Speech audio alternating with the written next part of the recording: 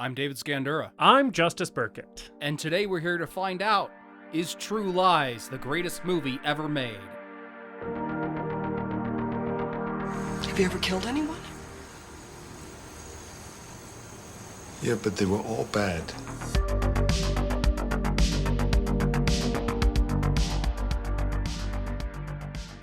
Hello. Welcome back to the Greatest Movie Ever Made podcast. The show where David and Justice tell you if a movie's the greatest the movie ever made. Of course it is, you idiots! I made it! Yeah. Guess who we're talking about today, David?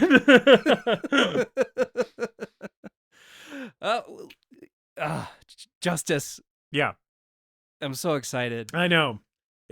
We knew this was going to happen relatively early in the podcast because every movie this man has made probably would fit on this show.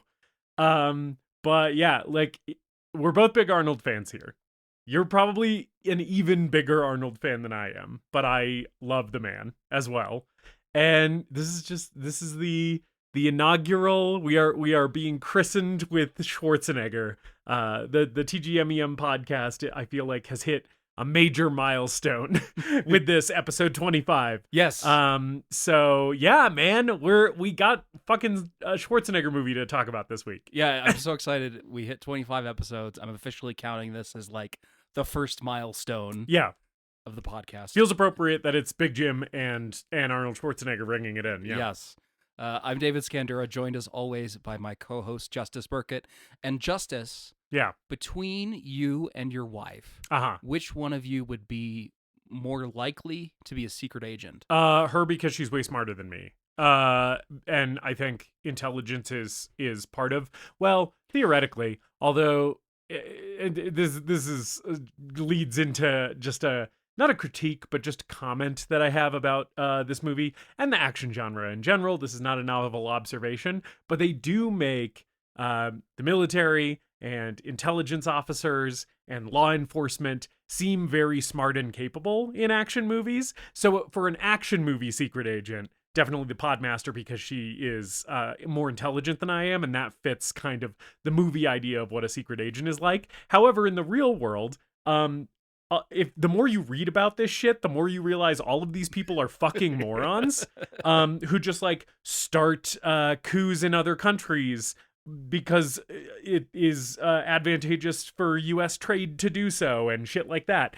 And a lot of them are just bumbling fucking idiots who don't know what they're doing. So maybe I would make a better real life secret agent than the Podmaster because I'm good at following orders and I'm stupid. But in the universe of True Lies or other action films where these people are smart and capable and well-intentioned, I think the Podmaster would make a better secret agent. Yeah. See, I was thinking that, but I was also like, she never leaves the house and she sleeps all the time. Well, yeah. So it's not like she really has any sort of alibi, you know, like maybe she's like doing espionage like over the internet or something like that from her office, right? Or maybe her radio job is like all pre-recorded and she's just somewhere else between the hours of like 4 a.m. and 9 a.m. every day. Yeah. Although the listening to her on the radio is a pretty good alibi, but I guess it could technically be recorded and I would never know. Whereas I work from home, so again, feels like it would be hard for me to pull a True Lies scenario with her because it's like I don't go to the office. Right. The office is in our house. So if she ever came home and I wasn't here, she'd be like, "Hey, where were you?" And I can't be like, "At work," you know, because this work is home. Neither of us could pull a True Lies situation on each other, but we're also really bad at keeping secrets from each other anyway. Like even when she's not supposed to tell me like what her mom is getting me for like a birthday or Christmas or something, like I always know before the holiday happens most of the time, like what's going to be in those boxes. Mm-hmm. So like we can't even keep that level of a secret from each other, let alone like one of us being a covert operative. So if one of you like knocked over a dictator in South America over the weekend, it would just come out. Yeah, the other person would know. Yeah. And like we wouldn't tell anybody else, but like I would know, which I think is sort of I think is sort of the funny thing about this movie to me, because I'm like, what is stopping him from only telling her and being like, you can't tell anybody? And I know that it's like, it's an action movie and the whole thing is like, oh, you know, this is the Omega sector or whatever the fuck it's called. Like, if anybody knows, you'd have to kill them or whatever. But I'm like, I don't know. Like, as a married man, I feel like it's pretty easy keeping stuff just between the two of us. It's sort of like keeping your own secrets, keeping your spouse's secrets, right? So I'm like, I don't really feel like this would be a situation that would be that hard to navigate. You could just be like, hey, I'm a government agent. Just so you know where I am all the time and like what to expect. But you can't tell anybody. It's really, really important that you don't tell anybody. Mhm. So like, let's just pretend we didn't have this conversation, but like, just so you know, just so we're on the same page here, you know. Feel like that could have gone a long way, but then there's not a movie here, and that would be a shame. Yeah. Justice, how are you doing? I'm doing pretty good. We're recording this on President's Day, and I am off work for that, which is nice. Nice to have a 3-day weekend. Nice that the show that we were just both doing with the Flagstaff Shakespeare Festival is wrapped up. One less thing to worry about. It went well, I think, and just weight off my shoulders. So, doing pretty good. I've got some time off coming up. That's gonna be nice. And yeah, not a whole ton to report. And I also don't have any Media Rex because I was really, really busy last week. So I haven't watched anything other than, again, old episodes of TV shows I've already seen, and then the movie for the podcast. But I will get into consuming more media now that I will not have to be at rehearsals during the evening. So maybe I'll have more Media Rex next episode. We'll see. How are you, David? I'm good. Good. I I like hearing that. I haven't heard that in a while. Yeah, I thought the show was great. The show we were both part of, with the Flagstaff Shakespeare Festival in collaboration with the Flagstaff Symphony Orchestra. Yeah. I thought it went really well. I had a great time. Definitely, you know, I was busy, but it kind of rejuvenated me a little bit. It was fun to get out there again. Yeah. And as far as media recommendations go, the only really thing I have to recommend, because I've been busy at rehearsal every night, just like you, the new Panopticon album, The Rhyme of Memory, is incredible. It's really good. I've only given it one listen so far. I should probably go back to it and spin it again, but it's really, really good. Yeah. Yeah. Panopticon, for those who don't know or care, which is probably probably a very small number of people. Let's just tell them about the black metal album anyway. Yeah, so it's a one-man black metal project out of Kentucky. Yeah. And he is influenced a lot by American folk music and bluegrass, and incorporates that into his music as well. And this most recent album is more black metal. There's a lot more black metal here, and less of the folk bluegrass stuff, which is a little disappointing, but it's also just super intense, and some of the most intense music that he's ever written for the project. And I enjoy basically all of his albums. Yeah. There's really there's nowhere to go wrong with his stuff, but I think the new one's great. So. Yeah. You know what I love about Panopticon is, I think atmospheric black metal, to me, does a very good job as a musical genre in general of capturing like feelings of like existential terror, you know? I feel like it's one of the genres that's best suited to like exploring that emotion musically. And I like that Panopticon, I like that that Austin Lunn, the guy behind it, is clearly very concerned about climate change, and that's what a lot of his lyrics are about. Right. Because I feel like it fits so well with the existential terror that the music is capable of invoking. And like, I know that there are other black metal artists who like explore themes of like nature and stuff like that. But it definitely feels like he's like the one doing that the best, for sure. And is the kind of the most like on the nose about like, if we don't fucking change our existence, we will destroy the planet, you know? And is using the genre kind of to explore those themes. It's just a thing I like about him a lot. Yeah, it's so interesting because his recent stuff has been very focused on mental health and depression and stuff like that. Yeah. While also tying things back into climate change and deforestation and environmentalism and stuff like that, which has always been part of his music. Yeah. But his music also comes from like he's from Kentucky. He's also lived in Minnesota.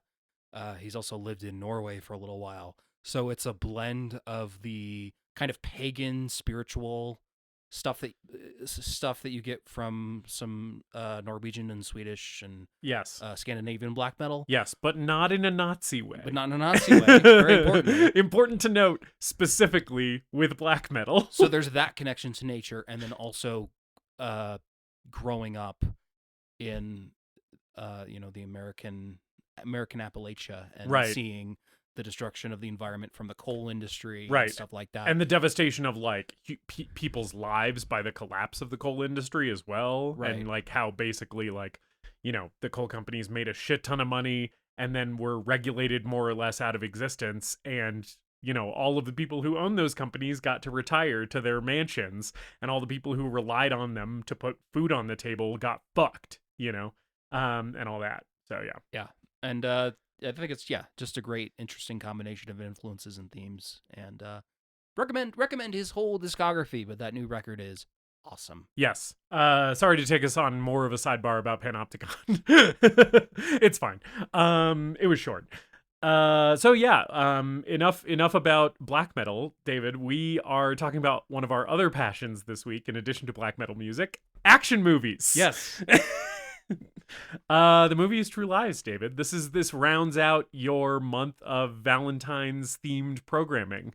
Your month of love here. This is the final installment. Yeah, this is the final piece of the puzzle. And I had come up with the other three choices first, and then I was thinking really hard about what the last one could be. Yeah. And then I looked over on my DVD shelf and saw my crappy old DVD copy of True Lies. Saw Arnold Schwarzenegger on that cover. And He's got the gun up, right? He's doing got the gun up. kind of a James Bond pose. And it was calling to me. Yeah, of course. It's logical, right? This movie's a perfect fit for us. And also it is a romantic film. Yes. It's an action comedy, but there is a heavy romance streak to this thing. So I think it's a perfect fit. So we're big fans of Big Jim. Oh yeah. And big fans of Schwarzenegger. Yes. I want to hear a little bit from you about what your relationship is to these two filmmakers. Yeah, Big Jim Cameron, this movie I mentioned in the last episode, True Lies is probably the first movie that I saw from either James Cameron as a director or Arnold Schwarzenegger as an actor, because this movie came out in 94? Yes. Yeah. And so I would have been 2 years old when this released. And I probably saw it for the first time when I was like, I don't know, like 10 or 11. Like I saw this pretty early. And I saw it edited for TV. So some stuff had been cut, although less than you might think. And I remember it really well from seeing it that first time because it left a really big impression on me. It was just one of those movies where I was like, oh, whoa, like kind of an early, wow, movies are really cool, And I revisited it a couple times after that, like kind of in my teens. I hadn't watched it in like a decade. But then the other Cameron movies that followed kind of this one being one that I was like aware of and a fan of is when I was, again, like in my teens, I saw Terminator for the first time. I saw T2 pretty shortly after that. Both of those are James Cameron movies and Arnold movies, right? And both of those fuck. I love Terminator so much. The first Terminator movie is like one of my favorite. I consider that movie a slasher movie, which I think is a divisive opinion. I think it's a correct opinion. Yeah.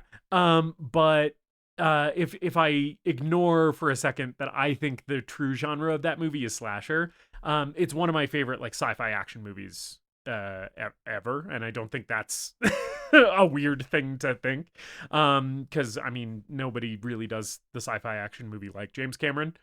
He's sort of the king of it. Speaking of which, never seen Aliens, said that on the pod before. I will eventually get around to that one. Yeah, we'll remedy that soon enough. And then the other James Cameron stuff I've talked to the Podmaster about this. I have seen every scene in the movie Titanic.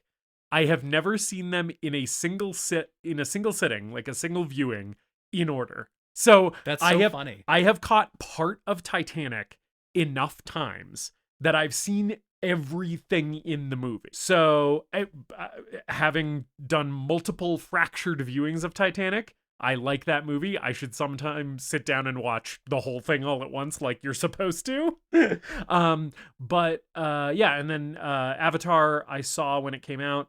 I kind of was like, oh yeah, that was fine, right? And then Way of Water came out and you and I went to see that together. And I was like, oh fuck, Avatar fucking rips. It's so good. And I'm like way more Avatar pilled now after Way of Water came out.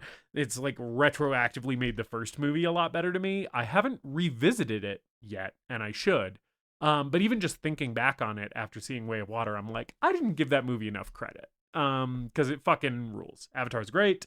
That's pretty much it for Big Jim for me, I think. I'm probably missing something.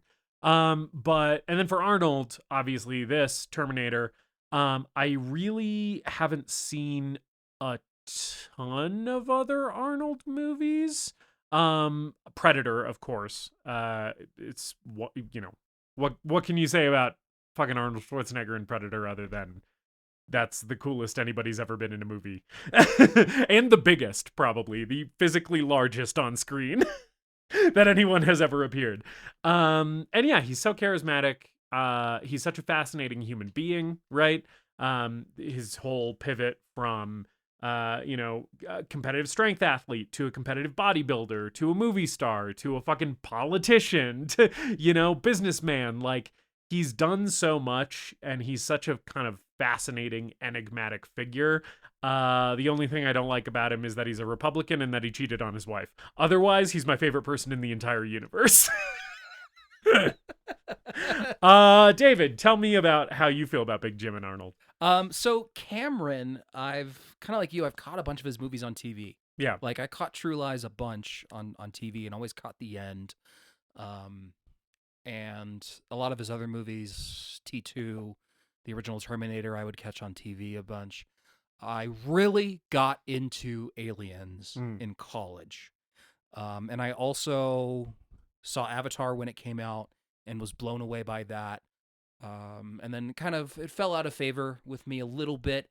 And then, when we watched Way of Water, I was like, you know what? I think he's onto something here. Yep.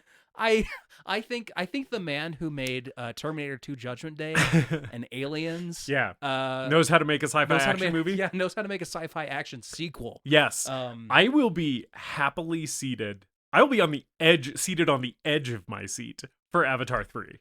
And however many he makes after that. He could even bomb Avatar 3. Like, if Avatar 3 is bad, I will still be on the edge of my seat for 4 because he has enough goodwill in this franchise from me. I've also seen The Abyss and I've seen Titanic. So I've seen all of his movies except for Piranha 2, which may or may not count. He worked on it for like a week. Yeah. So I did see Ghost of the Abyss. That I saw. It was okay, just documentary. I haven't seen his documentaries. Yeah. Ghost of the Abyss is the only one I've seen. It's kind of boring, but it is fun to see him nerd out about shooting shit underwater. And then also there's like a riveting sequence in that movie where they have to rescue a robot that there's like a camera robot that they're using and it gets stuck and then the other one has to like go rescue it and they're like piloting this little fucking underwater robot to rescue his friend and I was moved emotionally.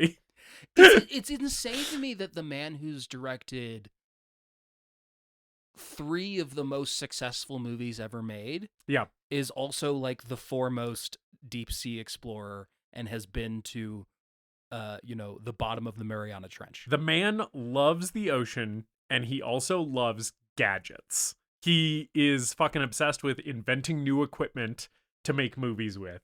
And new cameras and new fucking like new ways of movie making.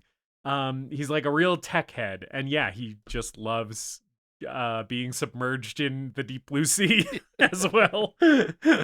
And then, God, 13.8 billion years since the Big Bang, and I get to exist at the same time as Arnold Schwarzenegger. Do you know how lucky I feel? Yeah. I, like you, love Arnold Schwarzenegger more than anyone else on the planet. Yeah. He and even like he's a Republican, but while he was governor, was like really focused on renewable energy and Yeah. alternative energy sources. I will say, as far as Republicans go, Yeah. you can do a lot worse than Arnold Schwarzenegger. a lot of his positions he's softened on. He's been an outspoken critic of Trump Right. and the right. Yes. These He's days. a moderate, which in this country, is still sometimes not great. Yeah, but but again, it could be worse. I got into Arnold Schwarzenegger in high school and just started watching as many of his movies as I could find. Yeah. And I'm still watching his movies. There is no one I would rather see on a screen doing something than Arnold Schwarzenegger. Yeah. The man exudes charisma. He exudes charm. He really does. He's not an actor. He's a movie star. Yes. Yeah. I think that's a really good way to kind of pin down his thing, right? Because it's like he doesn't play characters. He plays Arnold. Right? Like his performances a lot of the time are similar to each other, right? But it's like when you need your leading man or a guy in a movie, right, to be Arnold Schwarzenegger, then there is nobody else who can do it. He's such a specific thing, right?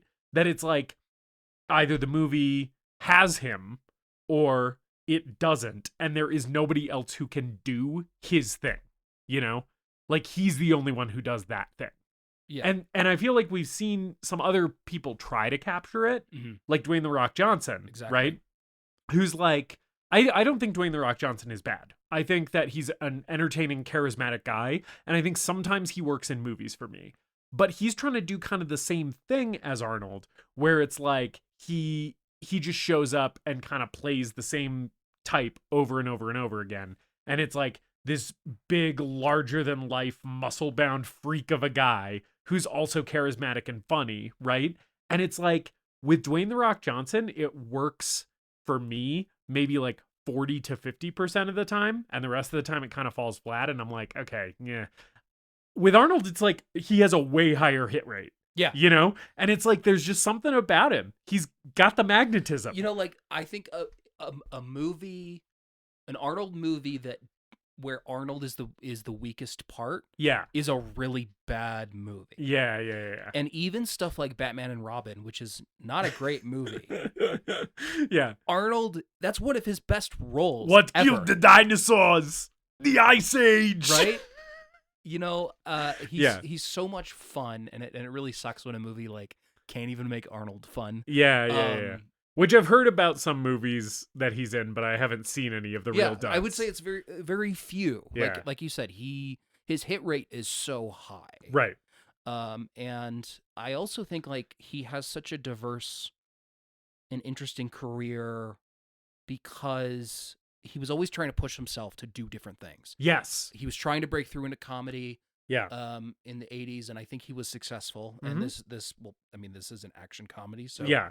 But also he did like more straightforward comedy stuff with like little to no action in him, like like Twins and like Kindergarten Cop's got action, but it's mostly a comedy, and fucking Jingle All the Way, shit like that, right? Yeah, and I also think he's underrated as an auteur. Yeah. Because so much of his movies are pushed by him, or he's buying the scripts, he's looking for the directors, he's collaborating with directors.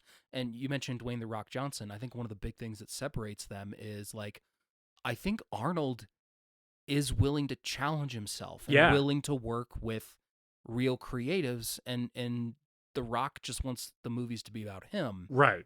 And I don't get that sense from him that he's invested in the craft of filmmaking and the craft of acting, Yeah. Like, okay, Arnold's not the greatest actor in the world in terms of talent. Yeah. But you can tell that he's invested in the process and invested in the craft of filmmaking. Right. And he's like committed to it. Yeah. And yeah, I think you're totally right. I think he sort of does leverage his star power to make the movie as good as it can be in a lot of cases, right? He'll get involved on more levels than just like I'm the star and I'm like attached to this. And even on this movie, on True Lies, there's some stories from behind the scenes of like how he had ideas during the fight choreography that he would share, and then some of that shit ended up in the movie, right? Where he'd be collaborating right with fight choreo and with James Cameron and with whoever, and basically being like, hey, what if we did this, what if we did that, right? And yeah, so it seems like he has a real creative voice on a lot of the stuff that he collaborates on, which, by the way, my favorite Arnold movie, which I didn't even mention when I was talking about him earlier, Total Recall. There's a bunch of behind the scenes stories about him doing that on that movie, right? Where he was like a big part of the creative process for Total Recall. And that movie fucking rocks. So he's got good instincts, you know? This comes at an interesting point in his career, too, because, Terminator 2 comes out in 91, and then he has Last Action Hero in 93, which is like one of his first real big flops. And then the question is, like, where does Arnold Schwarzenegger fit into the world of the 90s as opposed to the 80s? Because now I feel like moving into the 90s, action movies, horror movies, everything's becoming more self-referential. Right. And it's the whole meta shift to the meta genre thing. Yeah. So 94 comes around. He does True Lies. He develops the idea based on a French film called La Totale, brings it to James Cameron. Yeah. And it's one of the most expensive. It is the most expensive movie ever made at this time. Yeah. First movie to be made for over $100 billion. And then it's successful, and he gets a bit of a career resurgence for a little bit here. Yes. You can tell watching this movie that this was adapted from a French film source. The French. Because French films, French comedies are obsessed with weird sexual situations, and also are always very interested in infidelity and cuckolding and shit like that. It's just, for whatever reason, French comedies are always like, my wife is sleeping with the man next door. I don't understand what their obsession with this shit is. But it's like anytime you see an American movie and you're like, that has kind of like a weird, like, there's kind of a weird, like, cuck fetish thing maybe happening with this movie. Fucking always Google that movie, and 9 times out of 10, it is based on a French film that came before. And if you go watch the French film that is the source of it, it's way more sexually explicit and, like, way hornier and way weirder. They toned it down for an American audience. Man, just a bunch of fucking freaks over there. The French. If I had access to the nuclear codes. Now let's not say anything on the air that we can't take back. Crimson Jihad will rain fire on one French city each week. And they'll deserve it for being such weird little pervs. It's fine. We don't have any French listeners yet, as far as our analytics have told us. We have a Slovenian listener. We have a Belgian listener. So if you're our Belgian listener, thank you for listening. But no French listeners so far. So I think we're safe for now. We did actually get a Canadian listener right before the My Bloody Valentine episode, and I was like, uh-oh. I hope this person is okay with some of the jokes that we're about to make, because anyway. But if you are listening to this in the future and you are a new French listener to this podcast, welcome. We love you, person listening to this podcast. We just hate your entire country. And everything that they stand for. But you, because you're listening to this podcast, are our favorite French person. A couple more things before we get into the movie. They had planned to do a sequel, and then it never kind of materialized after 9/11. And of course, I wonder why. Yeah. Arnold's political career was taking off. Yeah. There was a CBS TV series that ran for one season. Who could possibly give a shit? I don't know. This has actually been pretty hard to track down for many years. Yeah. along with The Abyss. And then the whole story was like Cameron just needed time to review the updated transfers of The Abyss and True Lies, but he's been working on Avatar, and then they announced that they were coming out, and it sounds like the new 4K release of True Lies has been upscaled with AI, and it looks like shit. Yeah. Which just sucks. Yeah. And makes me lose a little bit of respect for Cameron, because I know what a perfectionist he is. Right. Yeah. But yeah, this movie's been hard to track down for a while, so I have a crappy old DVD that I've been holding on to forever that it says widescreen, but it's letterboxed widescreen, so I have to change the aspect ratio on my TV and zoom in on it. Yeah. And to watch the movie for the show this week, and I am going to say, just to cover our asses legally, if that is necessary, this is not advice that anyone do the same. But what I did was Google True Lies full movie free, and I found a place where I could watch the whole thing. That's how I watched this movie. Because you're right, it's not like available to stream anywhere. Like you have to buy it. You can't even rent it anywhere. So yeah. All right, let's get into the movie. Yes. Let's do it. Do it now. David, this movie starts. This movie opens in Switzerland at a big ol' swanky party that it's vague Middle Eastern official of some kind is at, right? Yeah. And he's kind of the object of this operation, right? The first note that I have is that Blue Danube has returned to mock me. It's returned to the show because I could not fucking say Blue Danube on the Rango episode. And I nailed it twice just now, so I think I've been vindicated. But yeah, it's a swanky party. We got Blue Danube playing to let us know that we're among high society. And Arnold Schwarzenegger emerges in a wetsuit. Underneath the wetsuit, he has a tuxedo. And it's just Arnold Schwarzenegger as James Bond. Yeah, this movie is what if James Bond was a 6-foot-tall Austrian bodybuilder who loves his wife, which, by the way, I have said as a bit many times in the past, including on my Twitter, that the next James Bond should be a guy who loves his wife. I thought that would be a fun direction for them to take James Bond in, because, of course, James Bond, notable womanizer. And I'm like, you know what would be different is if he had a wife who he loved and was faithful to. And you know what? That already exists, and it's James this Cameron movie. made it. He already did it. I think the next Bond should be gay. Yeah, that'd be cool. Not like necessarily because for representation. I just want to see him fuck dudes. I just think it'd be cool to see James Bond fuck a guy. I think gay Bond would be rad. That you know my James Bond casting, and this could or also could not overlap with gay James Bond.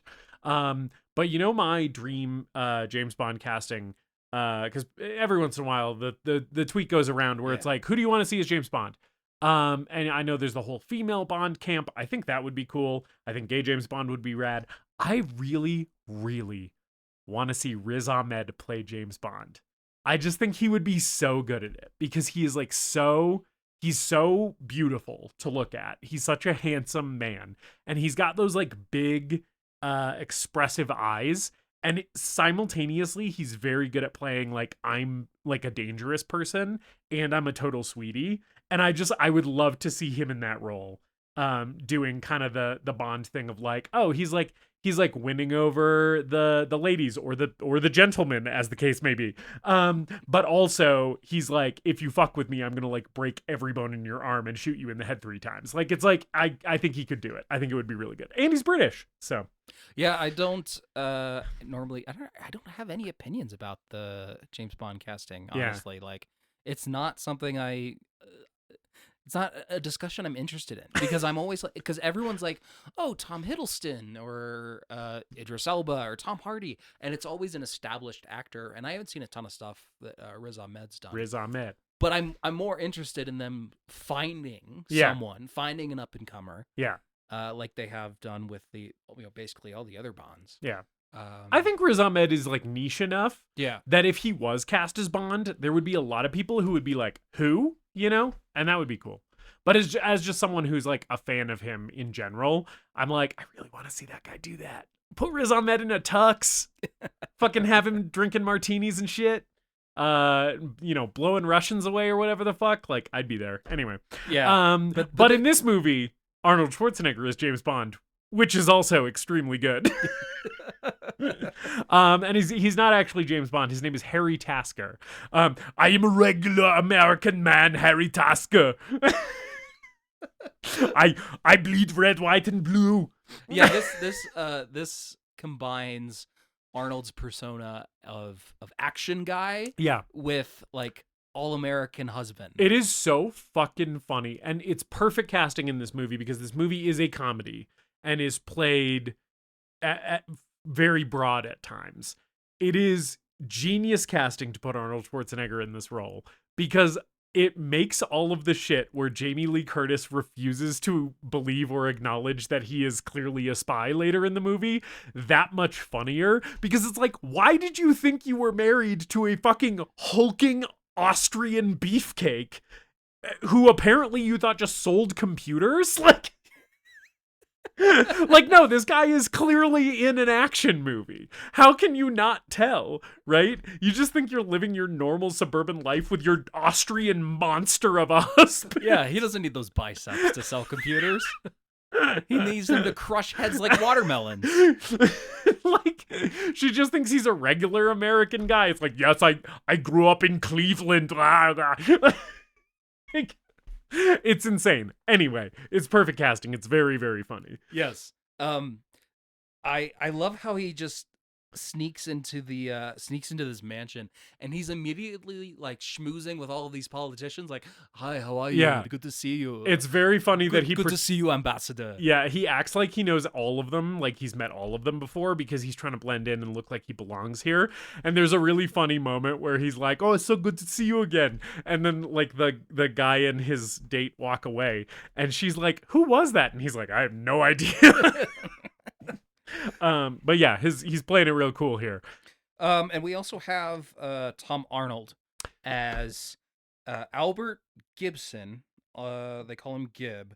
I didn't even know that was his name. I just think of him as Tom Arnold. He's Tom Arnold. And he's the guy in the chair, the guy in the van. Tom Arnold fucking rocks so hard in this movie. This is primo Tom Arnold. He's such an asshole. And he's so funny, and he plays so well off Arnold. I love every moment of him in this. He seems like he'd be a good hang. Oh yeah. He's also simultaneously the best and worst friend in the entire world in this movie, because he is like very supportive of Arnold and like and is like a good friend, like listens to him and shit. Goes along with his fucking insane plot later in the movie. But also is just like mercilessly roasting him 24/7, which is very funny to like talk shit to 1994 Arnold Schwarzenegger to his face. And must have been really fun for Tom Arnold to do. Yeah. Just be like, look at you big fucking piece of shit. Yeah, he's so fucking funny. He's really funny. He steals the show in a lot of places. And Yeah, I want to emphasize, Arnold is hilarious in this. Oh yeah. Arnold's so good. This is one of his best roles from an acting perspective, for sure. Yeah. But Tom Arnold's great too. And also, so he's a guy in the van. Yeah. And he's tip-tap typing away on a 90s computer. There is little that is more unintentionally hilarious to me in movies than fucking 80s and 90s computer technology. Oh yeah, there's some fun 90s hacking in here. So it's so funny when they're like searching, like he's at the party and they're identifying people and they're like searching them in the van, right? And it's like taking like several seconds for an image to load on this 90s computer. It's like, oh yeah, this was pre, fucking 5G fucking internet where you can just Google shit immediately. Yeah. It's very funny. Yeah, Anyway. Arnold does some hacking. They're trying to download some files or something. And when he steps out of the door, a guard sees him. Yeah. And so he says like, "Where's the John? I have to take a major leak." And I like that the subtitle says in parentheses, "perfect Arabic." To let you know that Arnold speaks perfect Arabic. Yeah. He runs into Juno Skinner, played by Tia Carrere. She's kind of our femme fatale Yes. of this movie. She's like a Persian antiquities dealer. Yes. And we get some flirtatious banter, Yep. and then they end up tangoing. Yeah, they do a tango. Arnold crushes this tango. By the Arnold way. Schwarzenegger tangoing is shockingly very sexy, which is like a thing. Arnold Schwarzenegger, like Dwayne The Rock Johnson, although I would argue Dwayne The Rock Johnson even more so, right? These guys are huge muscle-bound freaks, right? And weirdly, their bodies are often presented very sexlessly on screen, right? Where it's like this guy is aesthetically perfect, and also you cannot possibly imagine him fucking, right? And that's a lot of the time how Arnold reads to me on screen, right? Where he's kind of like a sexless, perfect object, right? But him doing this tango with Tia Carrere, and then later him tangoing with Jamie Lee at the very end of this movie, I was like, this is kind of the hottest I've ever seen him. He's kind of hot here, you know? I know a lot of women don't necessarily find him like super attractive, right? He's more of like a man's aesthetically perfect. Right. Right. But yeah, just watching this, I was like, I don't know. Like if I was a lady or if I was into dudes, I might fuck him. Specifically in the tangoing scenes. Yeah. Yeah. And he's rocking the tux. He's very charming, very smooth. It's great. I Yeah. love it. So at this point, like the guards have discovered that something's going on, so he's gonna just like sneak out the front door, and one of the guards stops him to Yes. see his invitation, and we get the first of many Here's my invitation. first of many one-liners. He goes, Oh, "Sure, sorry. here's my invitation," and he holds out a cigarette case or something, and clicks a button, and an explosion happens. I didn't mean to steal your thunder there. I thought you were going to say the first of many explosions. Oh well, yeah. But you were that saying too. the first of many Well, one-liners. normally, Yeah. I mean, they go hand in hand in this movie. It's true. And yes, in case you forgot who directed the movie that you are watching, 5 minutes in, you get an enormous fucking explosion, followed by a gorgeous action sequence. Because what happens then is he runs into the woods outside this Swiss chalet, and fucking guards on snowmobiles and skis pursue him, shooting submachine guns at him through just beautifully lit woods with snow. And while this is happening, it's intercut with fucking baller ass stunt driving where Tom Arnold is driving the surveillance van, and like we're cutting to wide shots of it on the road, and it's like, because it's like a Swiss chalet in the middle of winter, they're like sliding on the roads because they're covered in ice, and it's just like, oh yeah, this is a fucking James Cameron joint. So the three most awesome things you've ever seen are happening back to back, and it's like the first 5 minutes of the movie. Yeah, Cameron knows that every few James Bond movies we need to have a snow level. Yeah. So he just put it into the beginning of his James Bond movie. He's like, here's the obligatory, we're all, the guys are wearing parkas and goggles and shit, and we're, running through the snow. And, It's nuts that he's being chased by people on skis and snowmobiles, and he's outrunning them on foot. while shooting them. There is one point where he slips and slides down the hill on his back shooting people, and then does like a somersault to stand back up and keep going. It's insane. There is a behind the scenes documentary that I watched on YouTube that show it's just like a short little behind the scenes making of thing, like 20 minutes, that shows them shooting that scene, and James Cameron, to show Arnold what he wanted there, did it. James, course he did. James Cameron has the gun, right, and is like, okay, so like this, and he slides down the slope and like shoots the gun, right, and like somersaults or whatever, and he was like that. It's bananas. Anyway, Yeah, every story I hear about James Cameron just doing something on set, right. it makes him sound like he's like Kim Jong-un. Like the stories that people tell about Kim Jong-un, like when the dear leader was 6 years old, he shot a perfect bullseye with every bullet in the clip, and it's like, yeah, when Big Jim was making Avatar, he invented a new kind of archery. Yes. Yeah. And like later in this movie when they're flying the fucking marine jets and shit, like in this making of documentary, they were like, yeah, James Cameron is like the only non-military personnel who has ever gotten a license to fly one of these things. Like shit like that, right? Where it's just like, okay, I get it. He's the coolest guy who's ever made a movie. Fine. And I know people criticize him a lot, and, Yeah. and probably rightfully so for some of his on-set behavior and the way he's treated some actors that he's worked with and stuff like that. Mhm. To his credit, he is also the hardest working man on that set. Right. You know, like Yeah. like no one is working harder than James Cameron on a James Cameron set, Yeah. probably. And he has described the process of making movies. He's basically been like, it's hell until it comes out, right? So he's like, for him, it's like hard ass work. Like Yeah. he views it as like, this is not fun. Like the end result is worth it, but he's like there to fucking grind. Yeah. He's like not having a good time. I'm not saying that excuses like everything, but No, yeah. like I get it, you Yeah. know? And I see why, you know, it's a war to get a movie made. Yeah, and you don't get movie magic like fucking Terminator 2 Judgment Day or True Lies or fucking Avatar without a shit ton of work. Yeah. Right?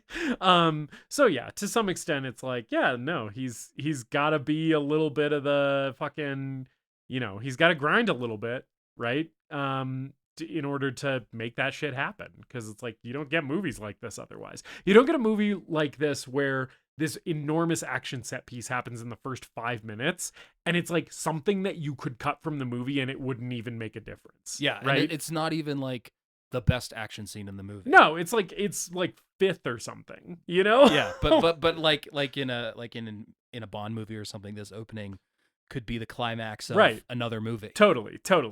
Anyway, so then Arnold eventually meets up with Tom Arnold and the other guy. Yeah, other guy. in the van. I didn't get the other guy's name. This other guy. He's the other guy. He meets up with them at the van. They escape, right? And then we see Arnold's other life that he's leading.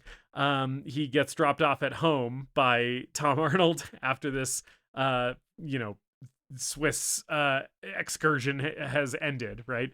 They've flown back to the US. He's being dropped off at his house by Tom Arnold. Tom Arnold, by the way, who is a better husband to Jamie Lee Curtis than Arnold Schwarzenegger is in this movie because he remembers all the shit. He's like, make sure you take your wedding ring. Here's a fucking gift for your daughter. Here's your fucking excuse, right? And I'm like, why isn't Jamie Lee married to Tom Arnold? He's way more thoughtful. But yeah, so then Arnold goes in. He's basically like, just come back from a business trip selling computers. Yeah. And we get a sense of the home life, which is basically, things are a little bit, not loveless, but a little bit distant between Harry and Helen Tasker, which is Arnold and Jamie Lee. And then they kind of have like a rebellious teenage daughter who's played very well by Eliza Dushku, who, very just brief sidebar, has said that she had a very bad time on this movie and was abused by one of the stunt coordinators on the film. Really, really horrible, awful allegations that happened while she was a minor. Want to acknowledge that, right? We're not gonna factor that in necessarily when we're talking about the verdict of the movie, but important to note that like Eliza Dushku was harmed in the making of this movie, and that fucking sucks. Yeah. And the guy who did it, his life should be destroyed because of this. Yeah. I don't know. and- Cameron yeah. and Schwarzenegger and Jamie Lee all came out in support of her. Yes. But I don't know anything else that's happened since then. Yeah, Uh, I don't know if there's been any kind of legal anything. I haven't kept a super close eye on it, but Eliza Dushku, I have a lot of affinity for as an actress. I enjoy her a lot in this movie. I'm also a huge Buffy the Vampire Slayer fan, and she's one of the best things about that TV show. I love to see her show up and stuff, and it really makes me sad that she, as a child, went through this on the set of this movie. It sucks. It's awful and it sucks. So wanted to just voice that, Yeah. to make sure that it was addressed. But yeah, Yeah, it's a very complacent, standard home life and marriage. Jamie Lee Curtis works an office job, and is clearly like, she loves her husband, but he's also, his job sounds really boring to her. She's looking for some adventure. Mhm. She's looking for some excitement in her life. And yeah, their daughter Dana is kind of rebellious. She gets picked up by her boyfriend, who's riding a Kawasaki to school. Yeah. That's insane. Yes. And so like all this, we get the little kind of home things here. She's also stealing money, by the way. Yeah. Dana's also stealing money. So then they're going to then Tom Arnold and Arnold Schwarzenegger are going to work the next day, right? And we get the whole like them showing up at the Omega sector and like going through all the security and shit. And Tom Arnold is again the best and worst friend anyone could ever have. He really doesn't know when to shut up. He is just being so fucking, he's over the line with this shit with Arnold in this scene, where he's basically like, she's probably stealing money to go get an abortion or buy drugs. You're talking really about my think fucking she's still a virgin? 14-year-old daughter, dude. Like, chill the fuck out. He's being pretty brutal here. And Arnold's kind of just like, shut up. I like the very extensive like check-in sequence that they have to get into, because they walk into like an office building, and then they go to the room that has like the secret entrance to get into the Omega sector headquarters, and there's a secretary there who has a gun under the desk, so she can shoot anyone who comes in, and she grabs it when they come in. Yes. And then they have to do like a voice print and an eye print identification thing. Yeah. So she's just ready to blow these two guys away if they're like if someone's trying to impersonate them or something. Yeah. Like, if the computer is like, scan not matched or whatever, she would just like immediately unload on them. Yeah, it's very Mission Impossible. I also like that right before they go into that room, there's like a shot of a monitor, and it's like an X-ray on it's an X-ray scan of the two of them as they're like walking and talking. And someone in the CGI department, probably multiple people in the CGI department, did Tom Arnold a little bit dirty here with this X-ray footage, because it's the two of them walking down the hall and you see him in X-ray, and Tom Arnold's he's got a little cushion around the middle. He's not as svelte as Arnold Schwarzenegger is. And in this CGI X-ray shot of them, they gave him gut jiggles. He's walking and his belly is moving all around, like up and down while he's walking. And I was like, that seems a little rude, CGI department. I don't know if Tom Arnold deserved that. You didn't have to make it bounce around so much. Like, you could have at least gone with kind of a firm, he's got one big ab, but instead they're like, nah, this shit's like fucking flopping all over the place. Seemed a little rude to me. Yeah. Charlton Heston's in this fucking movie. Yeah. What? Charlton Heston is in this movie playing Nick Fury, kind of. Yeah, he looks like Big Boss. Yes. He looks like old Big Boss Yes. in the Metal Gear game. Charlton Heston, a cameo where I'm like, okay, cool. And he, to be clear, Charlton Heston, great actor, crushes this little bit part in this movie. Great to see him. Also, fuck that guy, though, because he was also a shill for the NRA. So, weird seeing Charlton Heston in a movie from the 90s. Yeah. Because I'm like, this was like him at full peak, like, you can fucking take my gun out of my cold dead hands, you commie scum, And I'm like, fuck that guy. But also, it's nice to see him in this movie. It's how I feel about James Woods, right? Where I'm like, I hate this human being. He fucking sucks shit. And yet, when I see him in a movie, I'm like, I love seeing James Woods on screen. I hate him and everything he stands for, but I like watching him do his thing. Same thing with Charlton Heston a little bit. Although he's less reprehensible than James Woods. Probably. Probably. Yeah. But I'm also probably less a fan of him as an actor than I am James Woods. Yeah. I mean, I don't know what the correlation is, Yeah. but like I see James Woods and I'm like, oh, he's gonna be a scumbag in this movie. I can't wait. Man, real life disgusting shit people watch. We're not actually doing the segment, but real life disgusting shit people watch just in perpetuity for James Woods. Because he plays the best movie scumbag, and then when you learn anything about him as a human being, you're like, oh, it's because he's actually like that. It's because he's actually just a huge piece of shit. Yeah. That's why he's so good at those characters. Stay tuned for our Videodrome episode. Oh yeah, baby. So Charlton Heston rips them a new one at this briefing, and they've basically found out that this Middle Eastern guy, what's his name? Khaled, Yes. is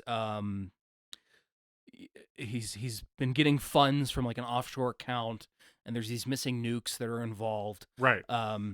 So we gotta track down some Soviet nukes in this movie. Yep. And they find a connection between him and Juno Skinner, Tia Carrare's character. Yeah.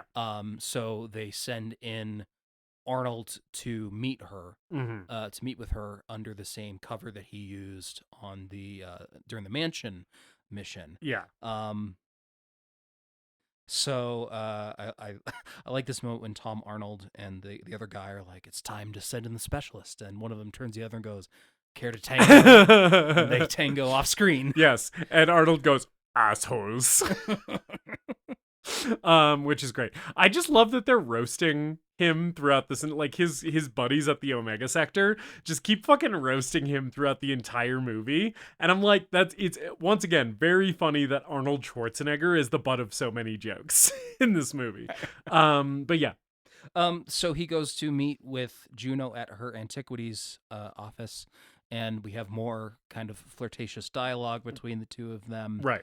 And then later they're surveilling her, and Helen calls asking if Arnold was going to be home for his birthday. Yes. And then Arnold's like, "Of course, I'll be home. I'll be home soon." And like they're baking a cake and they're putting all this work. And after Arnold has left the antiquities office, we're introduced to Aziz, played by Art Malik, who is our villain of the film. Yes. Who, is introduced by smacking. He just smacks Juno. He smacks Tia Carrere in the face. Yes, yeah. He enters the movie by fucking slapping the shit out of Tia Carrere, right? And she's like, you're lucky you're paying me a lot of money. And he's like, you don't fucking like understand. You just fucking talked to like an agent or whatever the fuck, right? Like, who is that guy? Yeah. Right? And she's like, he's clean. Like, we checked him out. And he like fucking smacks her again. And it's like immediately like, okay, this guy is just like backhanding women. So this is clearly our main villain of the movie. Also, Art Malik, man, he fucking rocks in this movie. Yeah. This is a really good villain performance. Yeah. I love him so much in this movie. He's great. I said before, Crimson Jihad will rain fire on one U.S. city each week until our demands are met. Yeah. I memorized that line probably the first time I saw this movie. Yeah. Because he says it like 4 or 5 times, and he does it so well. Yes. Art Malik is great. He's so menacing in this movie. He's got like crazy eyes. And he's of the RoboCop school of villain, like main villain, right? Where he looks physically much less imposing than the hero. And then like you see him in action and you're like, oh, that's the most dangerous man who's ever lived. Right? Yeah. You know what I'm saying? Yeah. Yeah. The we'll just cross this off now, and we'll probably come back to it more later. The depiction of the Middle Eastern terrorists in this movie has not aged well at all. No. Probably even when it came out. Incredibly poorly, in fact. But that all being said, Art Malik is doing a really good job and does make that go down a little easier. Yes, it's true. Yeah, this movie is very much of its time in a lot of ways. But Art Malik, his performance is unimpeachable. He's fucking tearing this shit up. Yeah. So Aziz sends Aziz and a couple other guys start tailing Arnold. And they follow him into a mall. And meanwhile, Tom Arnold is calling Jamie Lee Curtis to let her know that, Harry, he's gonna be home late. Yeah, he'll be a little late. Yeah. And we get a bathroom fight. Yes. Oh, first of all, Arnold takes a really, really long piss. Yes. In this bathroom. I've taken pees this long. You have? Okay. It seemed a little unrealistically long. I know he's faking it. After the cast get together a couple nights ago, I really, really had to pee. And when I finally did, I probably peed for about 75 uninterrupted seconds. It was a really, really long piss. So I can relate. But this bathroom fight kicks ass. Yeah. It's so fucking good. First of all, they cast a dude to be Arnold's kind of main combatant opponent in this fight, who is somehow as large as Arnold Schwarzenegger, which is nuts. He makes Arnold Schwarzenegger look like a regular sized dude because it's just another giant fighting him. I know Arnold Schwarzenegger's not that tall. I think he's only like 6'1" or 6'2" maybe. But he's got mass, sure. And this dude's arms are fucking exploding out of his shirt, the guy who's fighting him. And I was like, I'm very impressed that you made Arnold Schwarzenegger look like he might be in danger from being punched by another human being. Like good extra casting in this. Not extra, he's a featured extra. Sure. But yeah. We also have an old guy sitting in a bathroom stall while all this is going on. That's fun. It's so funny. It's like the oldest joke in the book, but it's so funny, which is like, and what if while all of this crazy action shit is happening, there's like a confused old man? And we got broken bits of tile flying everywhere from punches and bullets. I love a good bathroom fight. And this is one of the best in all of cinema. I think. Rocks. The choreography's so good. There's a moment where the fucking Heavy, who he's fighting, takes out like a straight razor and is like trying to cut him with it. Yeah. And so Arnold's having to he's unarmed and he's like dodging the straight razor, and then he fucking grabs the hand dryer and rips it out of the wall and starts beating this guy with it. and then shoves his head into the urinal, flushes it, and goes, cool off. Fucking classic. No notes. Yeah. It's perfect. Aziz has followed them into the bathroom, and he starts shooting up the place and slowly kicking open the stalls one by one. Yeah. And then Arnold Schwarzenegger does like a John Woo dive out of one of the stalls. Yeah. Starts shooting back. Yeah. He grabs the gun and starts returning fire, right? And the fight spills out onto the street. Yeah. When they leave the bathroom, by the way, there is a funny little gag with that old guy where he gets up with his pants still around his ankles and just kind of peeks out of the bathroom stall being like, what the fuck? Yeah. But yeah, then the chase goes into the street. Aziz eventually gets on actually before he gets on the motorcycle, he does shoot at Tom Arnold. Yes. And Tom Arnold's cowering behind this super tiny pole. There are so many. Not so many. There's a couple. One's the X-ray gag. Another one is this. Just Tom Arnold is fatter than Arnold Schwarzenegger, and that's the thing that is funny.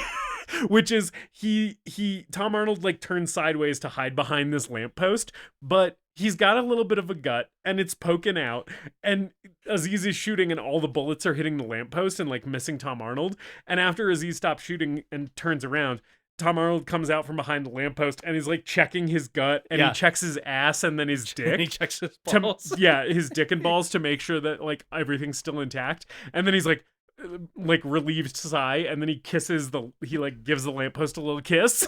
It's great.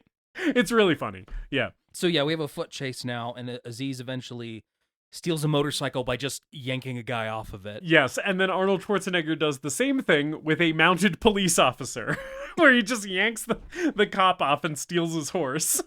Arnold did most of the horse stuff in this sequence. That rocks. And it's insane. Yes.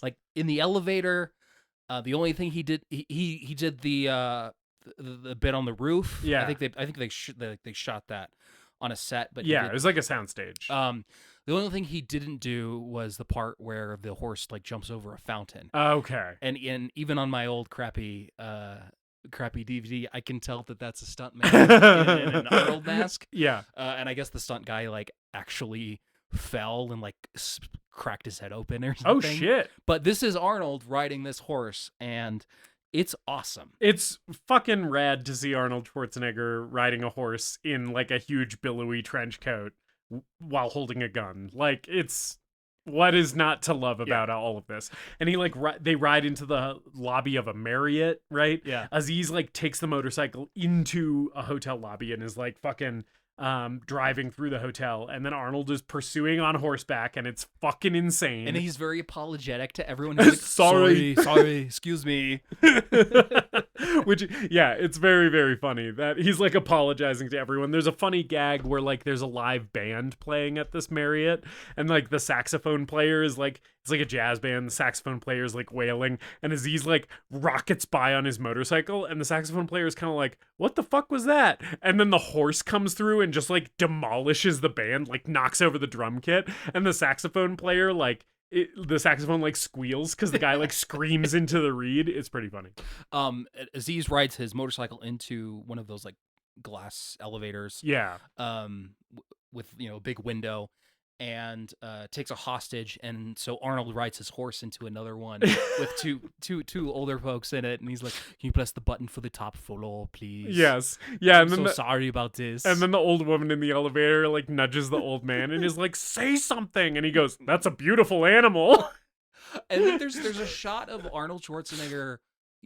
He's on top of this horse, kind of crouched in the elevator, and he's looking at Aziz and pointing his gun, and he looks terrifying. Yeah. He looks like he's gonna like if Arnold Schwarzenegger looked at me like this, I would run.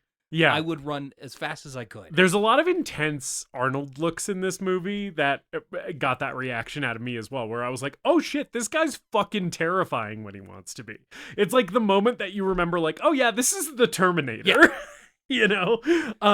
But yeah, so like then eventually they get off the elevator, the chase continues. And it eventually goes all the way up to the roof of the Marriott, right?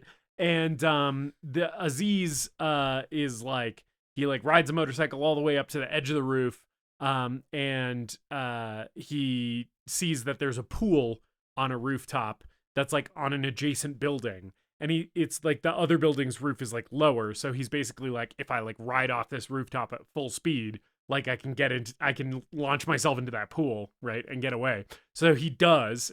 Fucking rad motorcycle stunt. It looks so cool. It's shot in a way where you can tell that they did some of this for real, right?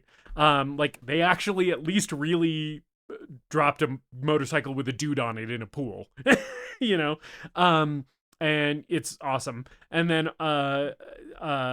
Harry Tasker on horseback is also on the roof, and he tries to get the horse to do the same thing, and the horse stops before it jumps off the rooftop because it's like, fuck no. And so he like he tumbles over the front of the horse and is like dangling from the top of the hotel by the reins or whatever, and then he's like, back up, horse. you got to go backwards. And the horse listens and backs up, and he gets back on the roof. This is one of the biggest laughs of the movie, and this is Arnold Schwarzenegger and a horse. Yes. And it's one of his like. This horse is a great scene partner. Oh yeah, great horse acting. And Arnold delivers these lines so well. It's so funny. He's like, "What the hell were you thinking? I mean, I had the guy and let him get away. Look at me when I'm talking to you. What the hell kind of a cop are you anyway?" That's the one that got a huge laugh from me. Was the "what the hell kind of cop are you anyway?" I was like, this horse doesn't know he's a police officer. He doesn't have any fucking clue what his job is. Name me another actor who can deliver those lines to a horse. Yeah, right? Yeah, it rocks. It rocks. It's very funny. It's a great way to end this scene. And so yeah, Aziz has gotten away. And then it's like more family shit with Arnold next, right? Yeah, Arnold gets home late, apologizes to... Oh yeah, he's missed his own birthday party. For missing the birthday party. The next day, he decides he's going to surprise her for lunch. So he goes to her office, and in the hallway overhears her talking with one of her coworkers, like, "Ooh, that mystery man's on the phone for you," and then overhears a phone call that she has. Yeah. And it sounds like she's having an affair. Right. It sounds like she's gonna go meet this guy. They've been doing this for a while. They're having like kind of clandestine rendezvous, and yeah, it sounds very much like she's fucking somebody else. Yeah. Yeah. And Arnold very, very breathily delivers, "Helen is having an affair," to Tom Arnold. And Tom Arnold's response is, "Welcome to the club, man." You know what he also does right before that? He leaves the office, and in order to meet Tom Arnold to say this, he walks into traffic. And you know I love when someone does that in a movie. It's so funny because he walks out of the office and it's like downcast Arnold Schwarzenegger, like he's like sloping his shoulders and walking. He's doing like sad Charlie Brown walk into a busy street, and like a bus is stopping and like honking at him and shit. And I was just like, I love Arnold Schwarzenegger walking into traffic. Love to see it. But yeah, then he reveals what happened to Tom Arnold, and Tom Arnold is basically like, "Hey man, you'll get used to it. It's totally fine." And his method of trying to make Harry feel better is very ineffective, which is basically like, "Oh, she still loves you. She just wanted to get pounded by some other dude for a little bit. Like, don't worry about it, man." Which Arnold slams him up against a car and goes, "Stop cheering me up!" Which is how you would react to having Tom Arnold in this movie as a friend. And I like that later that night he's having dinner with Jamie Lee Curtis and their daughter. Yes. And is just angrily throwing mashed potatoes onto his plate with the spoon. Yes. Looking like he's about to kill her with the spoon. Yes. Yeah, and then he asks like how her day was or if anything interesting happened or whatever. And she like lies to him. She like doesn't tell him about like the phone call or whatever.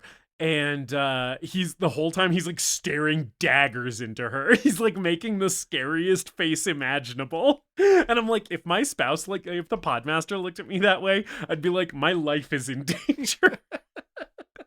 But she apparently doesn't notice. Yeah. So he asks Tom Arnold to illegally wiretap his wife. This is a pre-Patriot Act movie. Yes. In a big way. Where it's like, we can't just fucking listen to anybody's phone calls. That's not what the, surveillance organizations do. And it's like, yeah, just wait fucking, what is this? 7 years, buddy? Like, that's all you're going to be doing.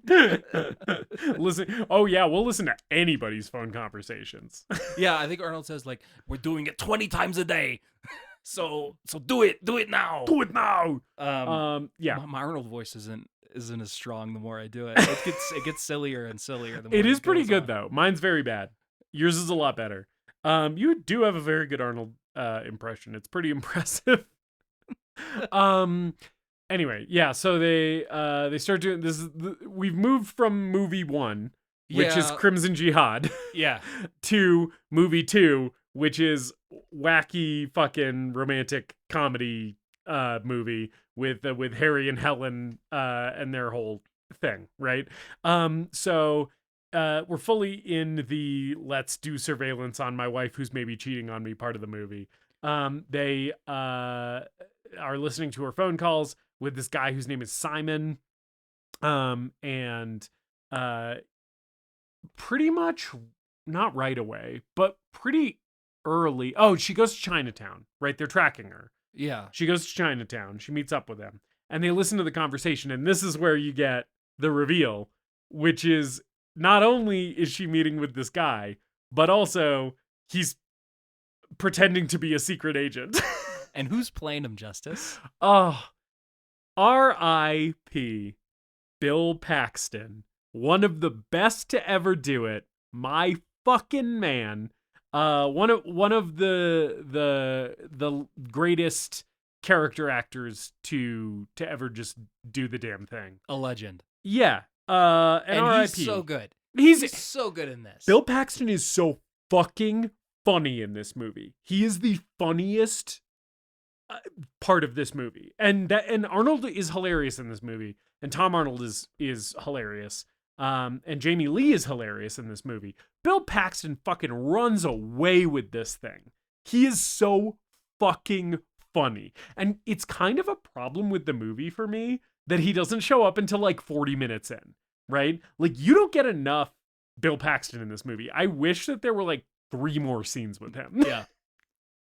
I wish that somehow they had figured out a way to weave him into the Crimson Jihad plot. Like, maybe like the Crimson Jihad like mistakenly thinks that he's important to Harry Tasker and ends up abducting him, right? At some point. And then Harry Tasker's like, well, I hate this fucking guy, but I also don't want him to get killed, so now I gotta save his ass or some shit. Like, I wish that they had wove him in more. Because I was like, I just want to see this fucking guy snivel and piss his pants 8 more times. Yeah. See, he's a scam artist. Yes. He's a sleazeball. A used car salesman. Literal used car Yes. salesman. And he's trying to get in Jamie Lee's pants. Yeah, he's trying to get in her pants by pretending to be a secret agent. Yes. He's so good.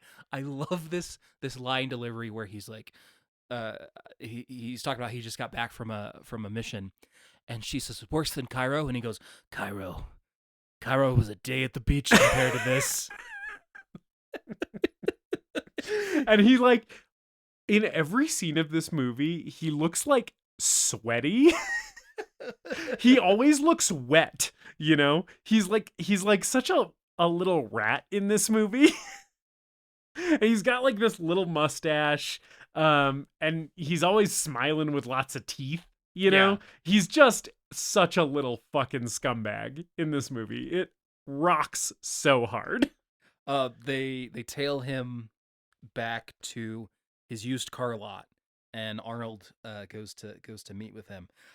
He's selling a Corvette for $17,000. I wrote this down too. I'm glad that you also latched onto this. A fucking classic Corvette, like mint condition, shiny, beautiful, fucking $17K for this shit.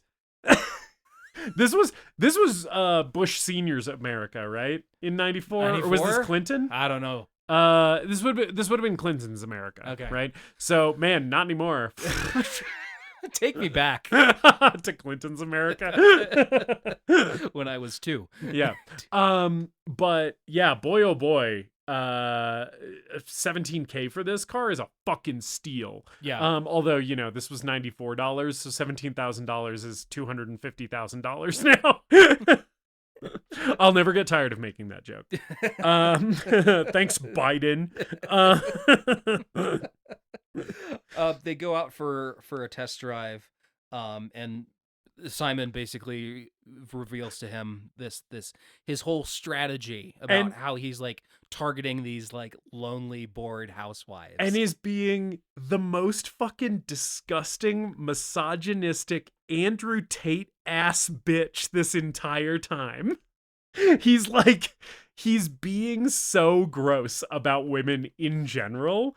And of course, like, the main joke is he doesn't know that he's talking to this dude about his own wife. Yeah. Right? But also, it's just like, man, what a fucking piece of shit. Like, and it's Bill Paxton doing it, so it's like very fun to watch. But it's like, holy shit, this guy sucks so fucking bad. We were talking about Bobby Ontario and Blue Valentine, what he deserves. This character deserves even worse. He is such a fucking pig. It's pretty wild, some of the shit he's saying. He says that Arnold's wife has an ass like a 10-year-old boy. Holy shit. That's got to be on like a top 10 list of the craziest things ever said. It's fucking bananas. And then immediately after that, Arnold fantasizes about punching him in the face so hard that it either knocks him unconscious or just straight up kills him. But he doesn't actually do that because he wants to get more information. So yeah, then Arnold's trying to get him to admit to pretending to be a secret agent, right? And initially he's like reticent to say it, but then we cut to a little bit later on their little test drive of this Corvette, and they're sitting outside of a hot dog stand on the hood of the Corvette, just housing hot dogs. And Bill Paxton's like, "No, yeah, I pretend to be James Bond. It's great." And then when they're driving back, Arnold's the one driving, and he's driving very fast and aggressively. Yeah. To like try to scare Bill Paxton. Yes, and it's working. Bill Paxton is very nervous. And it's just worth mentioning because I already talked about the cool stunt driving with the van earlier, and like now Arnold's driving this Corvette, like super fast and crazy. There is so much insanely good stunt driving in this movie. James Cameron, obviously a master at vehicle chases of all kinds, right? Terminator 2 has one of the great chase road chases of all time, right? And just this movie wall to wall, anytime anyone's behind the wheel of any vehicle, they're doing incredible shit, and you're seeing it in ways that make you appreciate that someone is actually doing this. It rules. Yeah, I think Arnold did a lot of the stunt driving himself too. Oh, that's rad. So later he's trying to get more transcripts from the wiretap, and and discovers that Tom Arnold has withheld a page from him. So he goes, "Give me the goddamn page!" and smashes a car window. Yes. And Tom Arnold's like, "Well, I don't want that to be my head, so I guess I'll give it to him." And reveals that they're planning to meet up that night. Yeah, under a bridge. It's they're meeting at under the bridge, and he's going to take her back to his quote unquote safe house, which is a trailer in a trailer park. And they get there. So so they know that this is going down. We cut to it happening. Jamie Lee and Bill Paxton pull up to the trailer. They're being tailed by Arnold and Tom Arnold, and then also all of their Omega Sector buddies who they've fucking looped into this. And Bill Paxton is serving Jamie Lee Curtis wine in plastic wine glasses in this trailer. It is so fucking funny because they both have their glasses of wine. He's like in his little like James Bond turtleneck pretending to be a spy or whatever. And they clink the glasses together and it's like because they're like cheap ass fucking dollar store plastic wine glasses. It is so fucking funny.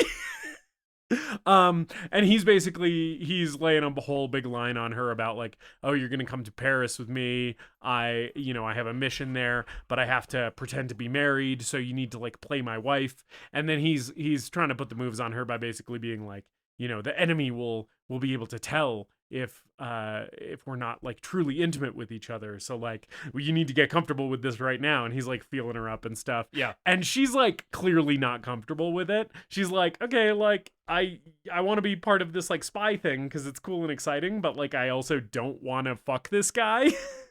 So that's kind of what's going on. And then the trailer gets cut.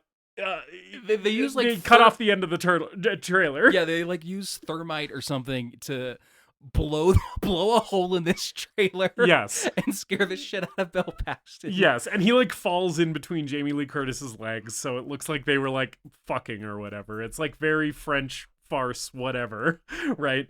And they pull both him and Jamie Lee into a van. I like that when they're pulling Jamie Lee into the van, like they're pulling Bill Paxton into the van, and he's like, "Oh God, please don't hurt me. Just take her. I had nothing to do with this." Yeah. Like he's immediately reverting into like full sniveling little like shit goblin mode. Yeah. And then Jamie Lee is like, she like punches one of the dudes in the face and like knees one in the nuts and shit. Does she need Tom Arnold in the nuts? I'm not sure, but I know that Arnold grabs her. Yeah. And she bites Arnold's arm. Yeah. And he goes and lets go of her. And then another guy like hits her with the gun, the butt of his gun. So then Arnold punches him. Yes, which rocks. So Arnold kidnaps his own wife. He does. And takes her to an interrogation cell. Yes, they put her in the interrogation room with the one-way glass, right? I need to say, Justice. Yeah. This part of the movie is very funny. Yes. It's also extremely misogynistic and weird. Yeah, it's problematic. Yeah. I think part of that is probably due to the Frenchness of it all. Yeah. We need to stop the movie for 30 minutes so Arnold can interrogate his wife about if she's cheating on him. Yes. I do agree. So this movie, a lot about this movie plays a lot better, I think, in 1994 than it does in 2024, right?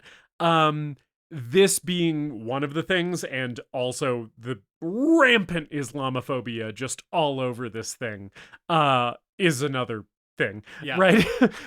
But this whole bit with him abducting Jamie Lee and kind of manipulating her, right, to prove that she's a good and faithful wife or whatever, it's like dated and weird.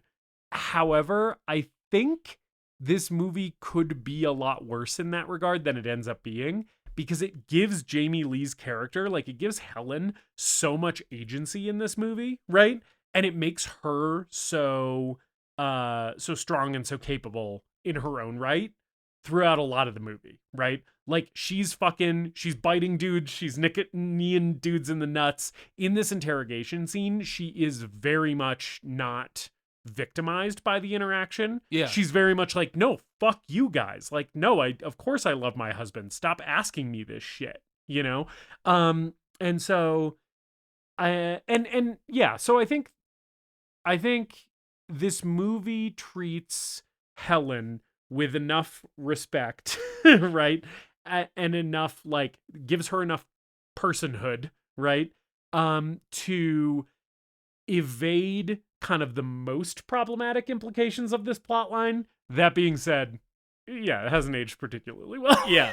And we haven't talked about this yet, but we're big Jamie Lee Curtis fans here. Oh yeah. I mean, she's what can you say? She's the scream queen. She's Yeah. the one who is probably the greatest of all time in that regard, right? She's the final girl. And also everything that she's done outside the horror genre also rocks. Yeah. She's incredible. I've never seen Jamie Lee Curtis be bad in anything. Yeah, and she's great in this movie. Yeah. I think it does give her a lot to do. She has a really good character. Yeah. And that makes up for some of the misogynistic elements of the plot. She's sure. also funny as fuck in this movie. Oh, she's so funny. She's so funny. And yeah, so there's this interrogation scene. And it's basically Tom Arnold and Arnold Schwarzenegger behind the fucking one-way glass being like, asking a bunch of questions that you would not expect to be asked in an interrogation, which is like, did you fuck Bill Paxton? with this distorted voice, which makes it even funnier. And she's talking about how, like, her husband, works for has a boring he sells job computers at a computer company. Yeah. And, they've been married for a little while, and Tom Arnold goes, so sex with him isn't exactly waving your flag anymore. Right. And Arnold's like, stop, let me handle this. And it's also very funny just to think, like, even with the voice modulation, would she not be immediately like, that's a very distinct Austrian accent? Kind of reminds me of my husband. It's pitched down, but that I would know that Austrian accent anywhere. That is clearly my completely American husband who just sounds like that for some reason. But yeah, David, tell me why. David, tell me why. So they do all the questions about, like, are you cheating on your husband? And she's basically like, no. She picks up the stool because she gets pissed off at them asking all of these leading questions about whether she fucked Bill Paxton or not. And she, like, smashes the glass, the one-way glass, and is basically like, you fucking bastards, like, I did not sleep with Bill Paxton. And then they ask if she loves her husband. Mm-hmm. And she says, yes, I love him, and I will always love him. David, tell me why Blue Valentine did not stir nary a tear from these ducts. And this moment almost had me weeping. Because you're in a good relationship and you love your wife. Jamie Lee delivering that, it was very moving. I was like, did not expect to feel this way during True Lies. Yeah, I mean, this is one of her best scenes in the movie. Yeah. Because as comedic and misogynistic as it is, she's playing it very realistically and very honestly. She's Jamie Leeing the shit out of it. Yeah. And I was welling up, man. I was like, am I gonna cry at True Lies right now? But yeah, she sold it for me in the scene. I liked it. Anyway, and then they tell her that she has a mission. which is Arnold's idea is like she wants this life of adventure. Let's give her a mission. Let's give her a taste of it. Yeah. And the mission ends up being weird and misogynistic, but but it's a movie from 1994, so I guess that's what we're doing. I guess so. And I blame the French. So anyway, then before we get to her mission, we see what becomes of Bill Paxton. So Arnold threatens to throw Bill Paxton off of a dam. And Bill Paxton pisses himself. And then says, I got a little dick. It's pathetic. This scene is the scene where they're threatening Bill Paxton is comedic gold front to back. It is maybe the best scene of the entire movie because it is literally, it's Tom Arnold and Schwarzenegger with like the ski masks on, threatening to chuck him off the dam, and he's like, I didn't see your faces, you can just let me go. And then they take the ski masks off and he's like, oh god, and like covers his eyes, and he's like, I didn't see it. And then he realizes that it's Arnold, who he met trying to sell him the Corvette earlier, and he like starts being like they're confronting him about the secret agent thing, right? And he's like, no, like I'm not an agent. Like if I ever saw a gun, I don't know it. And they put a gun in his face, and Bill Paxton's eyes cross, and as he's looking at the barrel of the gun, he's like, oh god. And then he pisses himself, and he's like, I'm navel lint. It's the most beautiful sniveling. I have to lie to women to sleep with them. I got a little dick. And then they're walking back to the van. They're gonna let him go because they've scared the shit out of him, and that was the point, right? And Bill Paxton starts trying to sell Arnold the Corvette again, or no, he offers it to him for free. He's like, you can have that vet for free, and fucking Tom Arnold just unloads a bunch of rounds at Bill Paxton's feet. He just like shoots the ground in front of his feet to make him dance a little bit, and then he goes, "Get lost, dipshit." Which is just. It's just such a beautiful little cherry on top of that scene. Tom Arnold's delivery of "Get lost, dipshit." It reminded me that I need to use dipshit in my vocabulary more often. Good word, dipshit. Yeah, that's why it's our sign off for the show. Yeah. It's one of my favorites. It's just so fucking funny. It's such good shit. It's hilarious. Yeah. So her mission is basically she has to go to this hotel and meet with an arms dealer, quote unquote, and plant a bug. Yeah. And it's the arms dealer is going to be played by Arnold, and he has like a tape recorder that some French guy at the agency records. Yeah. And her cover is that she's a sex worker. Yeah. Right. And his normal girl is like away, so she's like a sex worker who's coming to like, see to this arms dealer's needs. And he's got very specific tastes. He likes to watch, is what they tell her. Yeah. Yeah. And again, like, very misogynistic thing here. They also do give Jamie Lee Curtis's character some, like, agency and power in this scene, I think. Yeah. Yes. There's a point where she stops in the hotel hallway and looks into this mirror and, like, rips some frilly stuff off of her dress. Right. And slicks her hair back.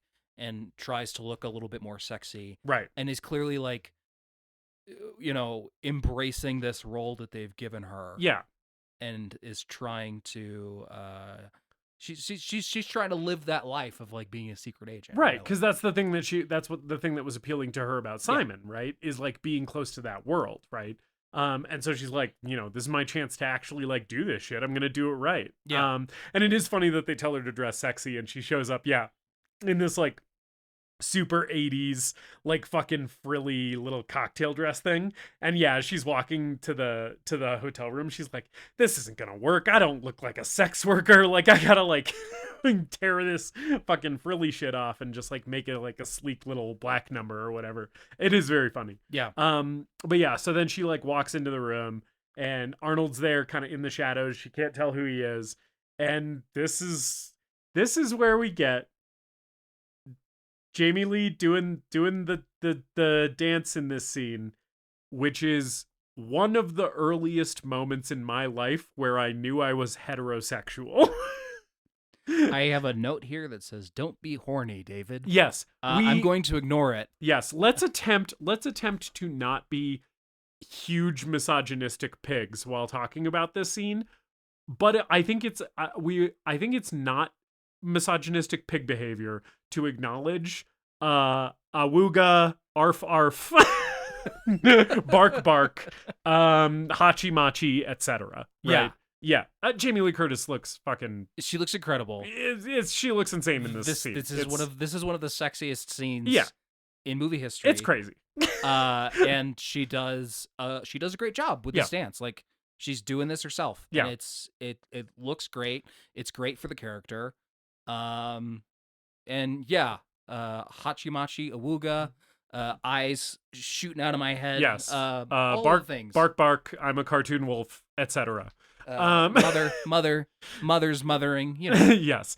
And that is also Arnold's reaction. I like the part where during the dance, she I think it's when she's sucking on her finger, because she at one point drops her wedding ring, and in order to cover it, she puts it in her mouth and then covers it as oh, I'm sucking my finger, in a sensual way. I think it's when she does that he drops the tape recorder that's playing the French guy's recorded dialogue, and he's like, oh fuck. It's pretty funny. Yeah, and so then she finishes her little dance. One of his recorded lines is then get on the bed and close your eyes, and she's like, I thought you were just gonna watch. But then she does it, and he comes over and is basically like, my wife did a hot little striptease, and now we're gonna fucking have some hot sex with each other, forgetting apparently that she does not know this is him. Yeah. Because he strokes her face with a rose and goes in for a kiss, and she fucking beams him in the head with with the hotel phone, because it's yeah, dude, she thought you were some French pervert. And then just as this happens, the other agents kick down the doors of the hotel room. She sees that it's her husband. Yeah, and but then this is the Crimson Jihad that kicks down the doors. It's of Crimson Jihad. Yeah. They get kidnapped by Crimson Jihad. Yeah. And then she starts shouting I'm the one you want. Yeah, and then he's doing the same thing, basically being like, "Take me, don't take the hoa." Which he is saying some unkind things about her here, but it's in an attempt to save her life, right? He's pretending he doesn't know who she is. So that they'll hopefully leave her and only take him or whatever. But yeah, it's the Crimson Jihad has come to abduct them, because guess what, Arnold? You fucking forgot about tracking down these terrorists who are obtaining nuclear weapons, and instead diverted government resources to check in on your wife's affair. Yeah. So yeah, now they're showing up at your hotel room and taking you hostage, dumbass. It's pretty funny. It's pretty funny that the movie takes a detour following Harry Tasker's kind of diversion from the mission, right? And then the movie's like, oh yeah, but the Crimson Jihad stuff was still happening behind the scenes. We just weren't following it. Yeah. They get taken to an airfield in a private plane, and reveals that Juno Skinner is working with Crimson Jihad. Yeah. And which we knew because we saw Art Malik slap her a couple times. Right. And then Arnold is still pretending that Jamie Lee Curtis is just some hooker. And Juno makes and Juno realizes that they're actually married, right, and starts making insinuating comments to Helen. Yeah. Just being a real shithead here. Yeah. For kind of no reason. She's working with terrorists, but she is just truly an actual antique dealer. And I think Arnold is right when he goes, "You're damaged goods lady." I'm like, yeah, there is something wrong with this woman, because why is she a person who just has a regular job and is just being paid by terrorists in this one specific instance?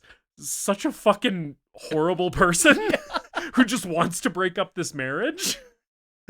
She does seem like there is something a little bit off with this lady. Yeah. She's Arnold's obviously handcuffed or whatever. Yeah. And she's sitting on his lap, and she's like, "Did you tell her about us, Harry?" And he's like, "There is no us, you psychopathic bitch." Yeah. Yes. Which it is nice this is one of the things that I think helps the whole Helen manipulation thing by Harry go down a little easier. It is sort of nice to see Harry end up in the same position where he has to basically be like, no, there's nothing going on between the two of us. Like, I love you, right? It's sort of what he made her prove. And now he's kind of like in the position where he has to be like, no, I don't love this woman. I love you, baby. Yeah. And so it's nice to have the tables turned on him and be like, yeah, no, it doesn't feel so good when it's you, does it? Yeah. Like, I think this movie's pretty even-handed. Also, we sort of glossed over it, but Jamie Lee truly does beat the fuck out of Arnold in that hotel room. She beams him with the phone. And then before she realizes it's him, she also kicks him a shit ton while he's on the ground. And that's also gratifying to see because you're like, yeah, this dude was like kind of shitty and manipulative towards her. And now she's like, without realizing it, really letting him, Yeah. fucking have it. And when they're in the plane, he says, "What can I say? I'm a spy." Yeah. And she punches him in the face again. Yes, it rocks. So, that all helps. They fly down to the Keys to this warehouse, and the terrorists are smuggling the nukes in these Persian statues that they got from Juno Skinner. Yeah. They have a bomb, and Aziz is trying to prove that Harry's a spy, so he asks him what this is. Yes. Also, he looks like he wants to fuck this bomb. He does. Yes. He's really like running his hands over this bomb. Yes. Yeah. He's into it. There's the funny bit here with Harry where he's like, "What is this?" And he's like, "It's a espresso machine." No, it's a snow cone It's a maker. snow cone maker. But then they threaten to kill Jamie Lee unless he cooperates. So then he's basically like, "Oh yeah, it's the specific nuke. It contains the fucking warhead contains this amount of uranium, like blah blah blah blah blah." He like goes through all the stats, and Jamie Lee's just looking at him in disbelief, and I'm like, lady, your husband looked like 1994 Arnold Schwarzenegger, and when you were dancing in a room for a guy who you thought was just some French arms dealer, suddenly he was then mysteriously immediately there. Clearly this man is a secret agent. Yeah. This is actually where she punches him. Yes, after yeah. he says that. Because it finally sinks in for her because Yeah. he knows all the specs of this nuke, and Yeah. I was like, it was obvious several scenes ago. But okay, sure, all right, and that's part of the comedy of it. Like I said, that's why it's so funny that they cast Arnold in this role, because it's like, yeah, of course she would immediately be like, oh yeah, of course, Yeah. I'm in an action movie. Aziz makes a tape threatening the United States and says, "Crimson Jihad will rain fire on one U.S. city each week until our demands are met." Yes. Basically the demands are like they want U.S. interventionism in the Middle East to cease. They literally just want the U.S. military to pull out of the Persian Gulf. Yeah. Which I'm like, I'm on Crimson Jihad's side. It is very funny. I'm not ready to sign up, but they got a point. It's very funny that the villains in this movie are basically like, stop bombing Middle Eastern countries and pull your troops out of all of the various places where they're engaged in conflicts, in the region, right? And it's like, and they're the bad guys? Because I'm like, I think Aziz is 1000% correct here, and I kind of think he should win. I don't necessarily think nuking Miami. Well, If the NSA is listening, Yeah. parody. Satire. I was about to say I don't necessarily think nuking Miami is a good thing to do, but then I was thinking about it and I was like, If it was nuking France, I'd have no problem with it. anyway, so we're not pro Aziz, we're not pro Crimson Jihad, but dude's making some good Yeah. points. It's also very funny. The guy, the cameraman, the battery runs out in the middle of Oh, Aziz man. delivering this speech. And he goes, he like lowers the camera, and Aziz is like, "The fuck are you doing?" Like, "I'm doing my whole thing." And he goes, "Battery, Aziz." Aziz is like, "Fucking go get another one." It's so funny. It's very good. Yeah. So Arnold and Jamie Lee Curtis have been taken away to the torture room, and we have the torturer guy. Yes. Justice, I love a guy whose job is torturer, who loves torturing people, and has a little box of torture implements that he carries with him. Yes, and he also looks like a walking skeleton. Yeah. he looks like Skeletor, but not jacked. He's a gaunt zombie ghoul of a man. And it rocks. So then they tie up Arnold and Jamie Lee. They give Arnold the truth serum, right? And are basically like, we'll be back to torture you after that takes effect. And then there's a very nice scene where between Arnold and Jamie Lee, where the truth serum is setting in, and Jamie Lee realizes, she's like, oh, like, I can ask you anything and you're gonna be honest with me now. Yeah. Right.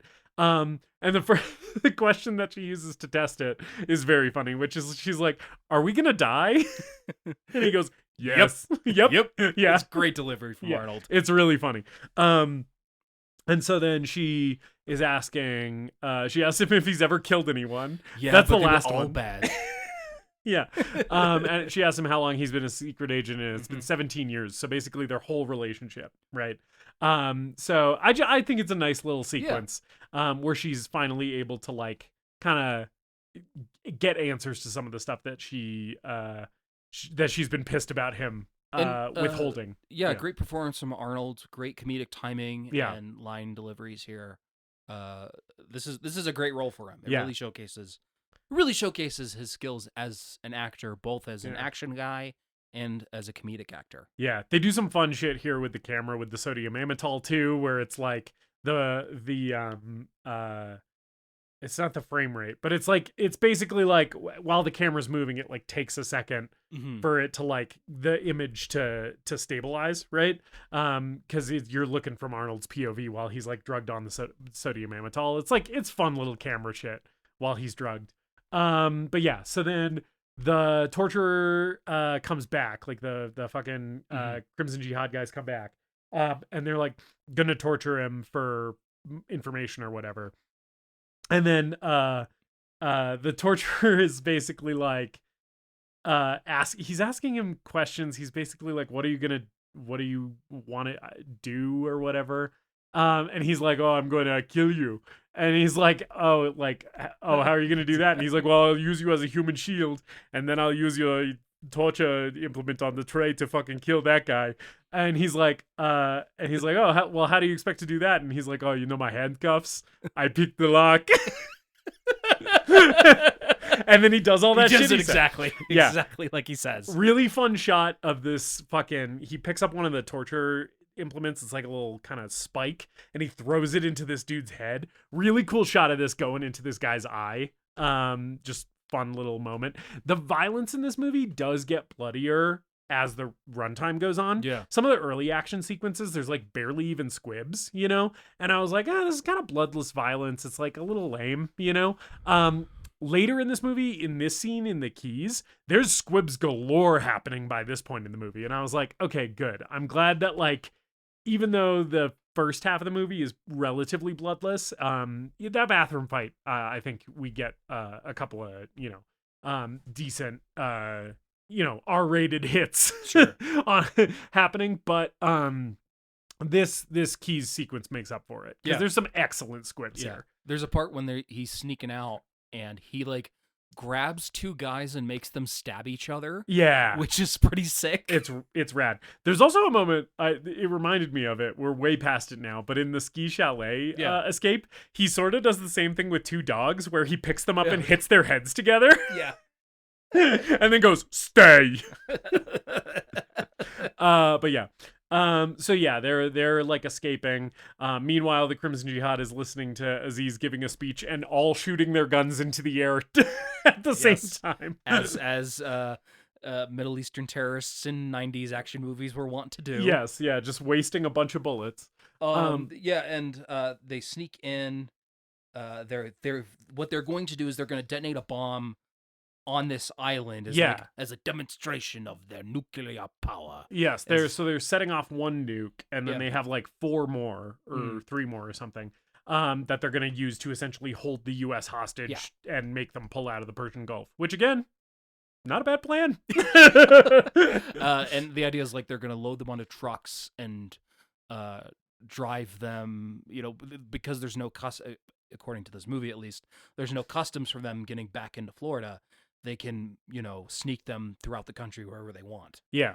So an action sequence breaks out here when Arnold chucks a grenade and he's handed like a MAC-10 to Jamie Lee Curtis. Yeah. And Arnold starts shooting guys with an AK-47, which is always fun to see. It rocks. Arnold Schwarzenegger with any kind of automatic rifle, machine gun, submachine gun. We love to see it.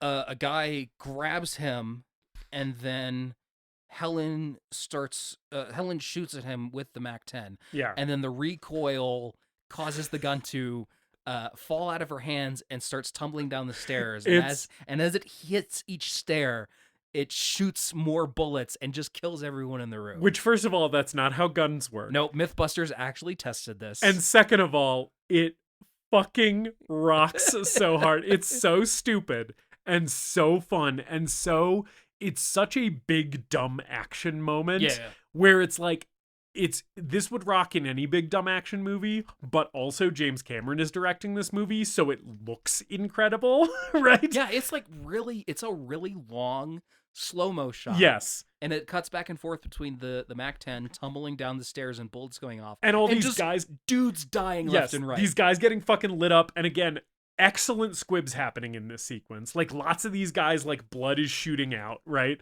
And it's like, it goes on for a comically long amount of time. Yeah. Because it is a joke, like the movie wants this to be funny. And it is very fucking funny. It's really, really good.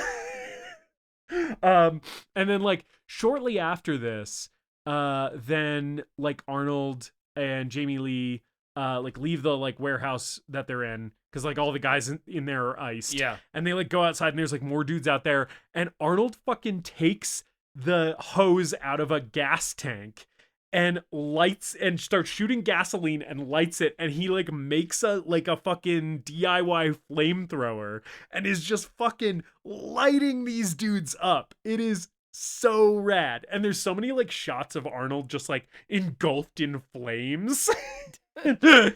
Just like spraying this fucking flaming gasoline all over these dudes. It's very, very cool. I also like when he's dual wielding Uzis. Oh man, it's pretty sick. Just because like those aren't. I associate Arnold Schwarzenegger with 3 weapons. Yeah, I associate him with the AK-47, the Mossberg shotgun. Yeah, that he has in Terminator 2. Yes. And doing the one-handed cock with that shit. 1887. I think it's the 1887. I don't remember exactly. Yeah. And then the minigun from Terminator 2. Of course. Those are the Arnold guns, right?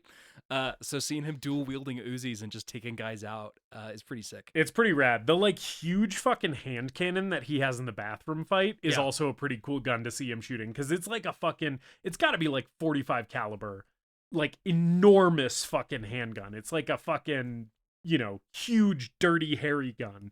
Right? And it looks like a normal sized gun in his hand. But yeah. So yeah, this whole fucking flamethrower shit rips. Then Aziz sees that this is what's happening, right? That Arnie's fucking lighting his dudes up, and he pulls out a fucking rocket propelled grenade and shoots it at the gas tank. And we get so Arnold sees this coming, fucking runs and jumps into the water to avoid the explosion. And we get a baller James Cameron on-screen explosion. There are many in this movie. We've already kind of glossed over a couple of them, but I wanted to highlight this one. Yeah, this is the money shot. Because this is, oh man, it's such a good fucking explosion. And there's like beautiful underwater photography looking up at Arnold swimming. Yeah, in case you forgot who was making this movie, there is underwater photography. Jim was like, I wonder, can we get a scene where I go underwater? Can we work that in somehow? I really need to take one of these cameras underwater. No, you don't understand. I really need to. It's the only way I can finish. But it's looking up at Arnold as he's swimming in the water, and you see the fireball above the water. Yeah, it's rad. It's so cool. It's fucking awesome. Jamie Lee kind of thinks for a second here that he might have died in the explosion. Yeah. So it's the kind of like action movie. Oh no, the hero's dead. We know he's not, but she thinks he might be. She gets captured by the Crimson Jihad guys, right? Mhm. And they're kind of all celebrating that Harry Tasker is dead. We got that guy. We'll never see him again. And they take her and they start driving out of the Keys toward mainland Florida. There's like kind of a little caravan of Crimson Jihad vehicles. There's Yeah. like a limo that Jamie Lee's in with Tia Carrere. Mhm. And then there is like a van that a bunch of the Crimson Jihad dudes are in, like with the nukes, right? And I think they also load one of the nukes on like a helicopter or plane or something and take off.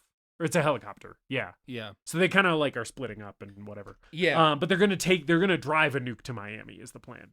So and Jamie Lee is in the limo that's like accompanying that truck or whatever. Yeah. And the Omega Sector guys and Tom Arnold Yeah. land on the island. They rescue Arnold, and they're taking off in pursuit. Yeah. Tom Arnold's got a funny line here where he's like, "Yeah, I thought this looked like your work," because it's like the whole island is fucking like burnt and like everything's blown the fuck up. But yeah. They call in some Harrier jets to help. And these Harrier jets blow the shit out of these trucks. Yes. They also blow up part of the bridge that they're driving Yeah, down. this model that explodes looks Yeah. amazing. I don't know. I didn't fact check this before the episode. I think is this the movie where James Cameron blew up a real bridge? I know they shot this on 7 Mile Bridge. Yeah. I know they did shoot this on the actual bridge. Yeah. Um, It might just be a model. he may have. I know that. I think there is some model work here. Mm-hmm. But I don't know. It looks regardless, it looks fucking incredible. There's a great gag here where one of the jets fires, or sorry, no, the terrorists in the trucks. One of them has an RPG Holy shit. or a bazooka or a rocket launcher or whatever. Yeah, man. And fires off a rocket at the Harrier jets, and then the blowback from the rocket launcher knocks a dude out of the front window, and he gets run over by the truck. This fucking dummy flying out this window and then going under the wheels of the truck is the laugh of the movie for me. Yeah. It's I love a dummy flying. I especially love a dummy flying through a windshield. And I love a shot of somebody being just going under the wheels of a moving vehicle. And this had it all. This was like primo. Thank you, Big Jim. Yeah. You did Jim. Thank you, Big Jim. You did all of my favorite things in 2 seconds, which is a dummy hilariously flopping through the windshield of a car and then being run over. They blow up the bridge. Yeah. And this truck, there's another fun gag here where it's teetering on the edge, and the guys are like, "Oh man, we made it!" And then a seagull lands on the nose of the truck, and it goes over. Yeah, and then they're blows like, up. Yeah. Very funny. There's also a funny moment when like the Harrier jets are like shooting at the terrorist van, because one of the guys in the Harrier jets is like, "This isn't gonna make that nuke go off, right?" And Arnold's like, into the radio, he's like, "No." And then he looks at Tom Arnold and he's like, "I don't fucking know, is it?" Which is pretty funny. I think the guy that the pilot that he's talking to, I think that's James Cameron. Yeah, I think that's the yeah. voice, his voice cameo. Yeah, from I the think movie. so. I think so. And then in the limo, Helen grabs the gun away from Tia Carrere, and the limo driver gets shot in the back of the head. And as they're struggling, Great squib on that one, by the way. yeah. Really good headshot. Great. And the limo is still like careening down Yes. 7 Mile Bridge. He does the thing, because this is a James Cameron Yeah. action movie, where he gets shot in the head and dies instantly, and for some reason that makes him accelerate. Yeah. It's just like he dies and his foot immediately goes full pedal to the metal on the gas. Yeah. So Jamie Lee Curtis and Tia Carrere are fighting in the back. Yeah. And Jamie Lee punches her in the face a few times. Yeah. And Which rocks. smacks her with a wine bottle. Yep. And then she opens up the moonroof, and is hanging out of the moonroof, and the helicopter that Arnold's in starts flying close to her. And we get, the bridge is out. The bridge is out. Yes. One of the great Arnold lines of the movie. Yes, and he also delivers in this sequence because he's trying to get her to grab his arm. He delivers several immaculate "do it." So many good "do it's" in this movie. Do it now. Do it now.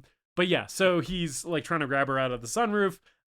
For a second before the limo goes like over the edge of the bridge and he like successfully pulls her out, Tia Carrere like wakes back up after being like fucking having her shit rocked by Jamie Lee, and she just sees that the limo is about to go over the edge of this bridge, and she just goes, shit.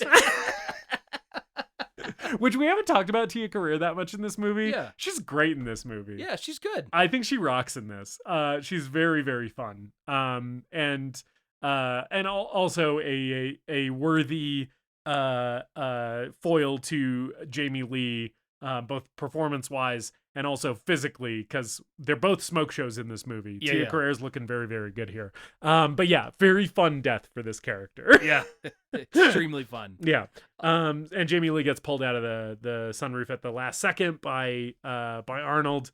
And you know, she's dangling from his arm on the helicopter, and we get a shit ton of shots of this, and it looks fucking insane and crazy, and it's really cool stunt work. It's, you know, it's a James Cameron production, folks. So he just did it. Yep. He's just like, get us a couple stunt people and get me a helicopter. Yep. We'll do this. We'll dangle some people from some helicopters. Yep. And all the not all of it, but you know, the like real Harrier jets that are in the movie and stuff like that, insane. Yeah. Yeah. He like literally had to like arrange shooting logistics with the Pentagon because he was like, well, we have to have real Harrier jets in the movie. And they were basically like, well, none of your people are going to be fucking flying them. So like he just had to actually just arrange stuff with the Department of Defense and be like, you know, let's figure out how to get your shit in my movie. Which is extremely cool. Also, maybe just like very, very brief sidebar on we as action movie fans who are not political conservatives by any stretch of the imagination. Nope. Pretty much the opposite. Yep. Right?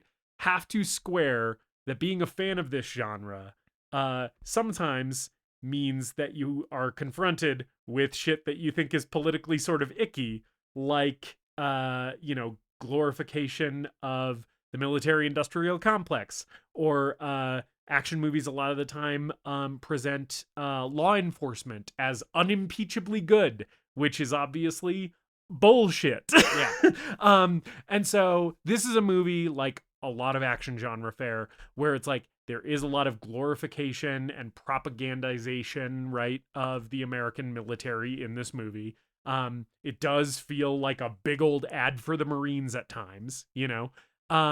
This movie is less guilty of that than some action movies, but it's definitely still here. Sure. And it's worth being like, you know, this movie is fun and I like it and it's cool. And James Cameron in general, I think, is a guy who is not a huge offender as far as that's concerned. And yet, it is worth saying the US military does a lot of shit that's extremely bad. And maybe they don't deserve $100 million propaganda. You know what I'm saying? Yeah, and I think James Cameron has, you know, if you look at the Avatar movies, Yeah.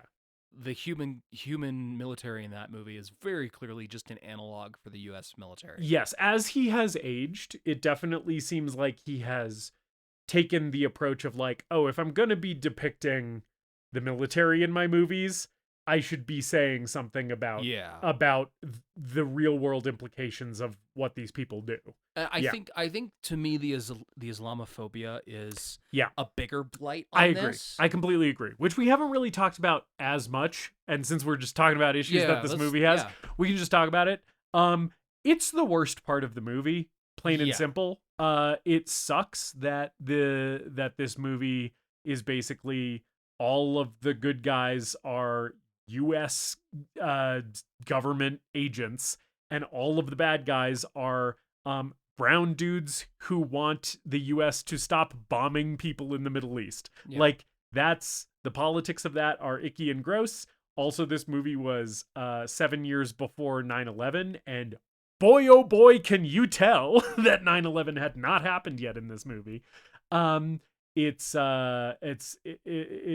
steeped in, and the movie doesn't really call a lot of attention to it, which kind of makes it worse because the movie sort of operates under the assumption that you, the viewer, are coming in being like, oh, if we see a bunch of guys who appear to be Arabs, we will immediately recognize that they are dangerous and evil. Right? Is sort of kind of the approach that the movie takes. And it's like, you as a viewer are like, well, I actually don't feel that way. And that kind of makes all of this feel very uncomfortable from a foundational level.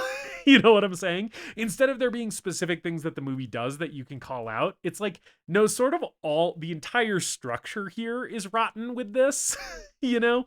And it's like, yeah, it's a thing that you have to deal with a lot in action movies. Obviously, a lot of action movies are products of their time. A lot of Cold War era stuff. Russians are just the stock bad guys. Yeah. A lot of stuff from the 90s and 2000s. It's just Muslim extremists are the go-to, right? And, you know, you'll get your occasional, you know, blanket Chinese bad guys, blanket North Korean bad guys, right? Sure. It's a problem in the genre where it's basically like, you know, a lot of this shit kind of comes from, it's sometimes for audiences of conservative dads, you know, or it comes from source material or the minds of people who kind of think that way, right? And it's just one of the hard pills that you end up having to swallow as an action fan, where it's like, yeah, the politics of the genre often suck shit. Yeah, and I think it's also a product of this being a film from the 90s, and the 90s are, it's kind of like the growing pains of the 80s action movie turning into the 90s action movie, Right. where it still has some of those trappings of the 80s action film. Right. And you know, it I think something like Rambo 2 or Rambo 3 are a lot worse and harder to watch because of that, but they're also more fun and over the top too. Yeah. So it's, yeah, you have to square with it in some movies, and I think this is not the worst offender like you said. No. But it is definitely holding me back a bit. It definitely, again, this is a movie that is of its time and probably played the best the year it came out, and probably played worse every subsequent year after that. You know what I'm saying? Yeah. With just a meteoric drop off 7 years after its release. But anyway, so I think we've said everything we need to say about that. But yeah, so then you know, Helen's been saved. We kind of move to the next bit here. They land and kind of regroup with the Omega Sector dudes. Mm-hmm. They're basically like, well, you know, Aziz is still on his way to Miami, so we still got to stop him. And then Tom Arnold reveals to Harry that the daughter Dana has been abducted. She's been taken hostage by Aziz. So then Harry's like, well, if I want to save my daughter, I'm gonna fucking do it myself because I'm Arnold Schwarzenegger and I'm the star of this movie. So he steals a Harrier jet. Yeah. Before they do that, yeah, the bomb goes off. Oh yeah, on the island, and we get a great shot of Arnold Schwarzenegger and Jamie Lee Curtis making out as the bomb goes off. Yes, and they do have a nice little reconciliation moment where they kind of like apologize for, you know, lying to each other, right? And are basically like, yeah, and also we just like did that whole action thing together, and it was really cool. And you know, we get a feeling that Jamie Lee has enjoyed herself. Yeah, you know, she says, go to work after they kiss. She says, go to work, and he looks at her as he's holding her, and he goes, okay, and then it immediately cuts to him running away and going, bye. Yes, It's hilarious. I do love his bye. Yeah, and then he gets in the Harrier jet and flies away. So then he's flying toward Miami. We see Dana, Eliza Dushku is back in the movie. Not enough Eliza Dushku in this movie. I Yeah. wish that she was in it more. She's barely in this movie. She's she's the plot she's a plot device for our fourth act here. Yes, but this performance from Eliza Dushku, and it's little baby Eliza Dushku. She Yeah. was like 12 when they filmed this movie or something. But she is doing a good enough performance here that it transcends plot device just via the strength of her performance. And I'm like, that makes me want to see more of her. Like, give me more of this character. But anyway, so then she's been, taken hostage. So she's there with like Aziz. And they've taken over this like high-rise office building in Miami. Yeah. They've ordered that the officials send in a news crew. Like Aziz wants a news crew. So they send in like this news reporter and then the camera guy, but the camera guy is the other Omega Sector dude who isn't Harry Tasker or Tom Arnold. It's like the third guy, right?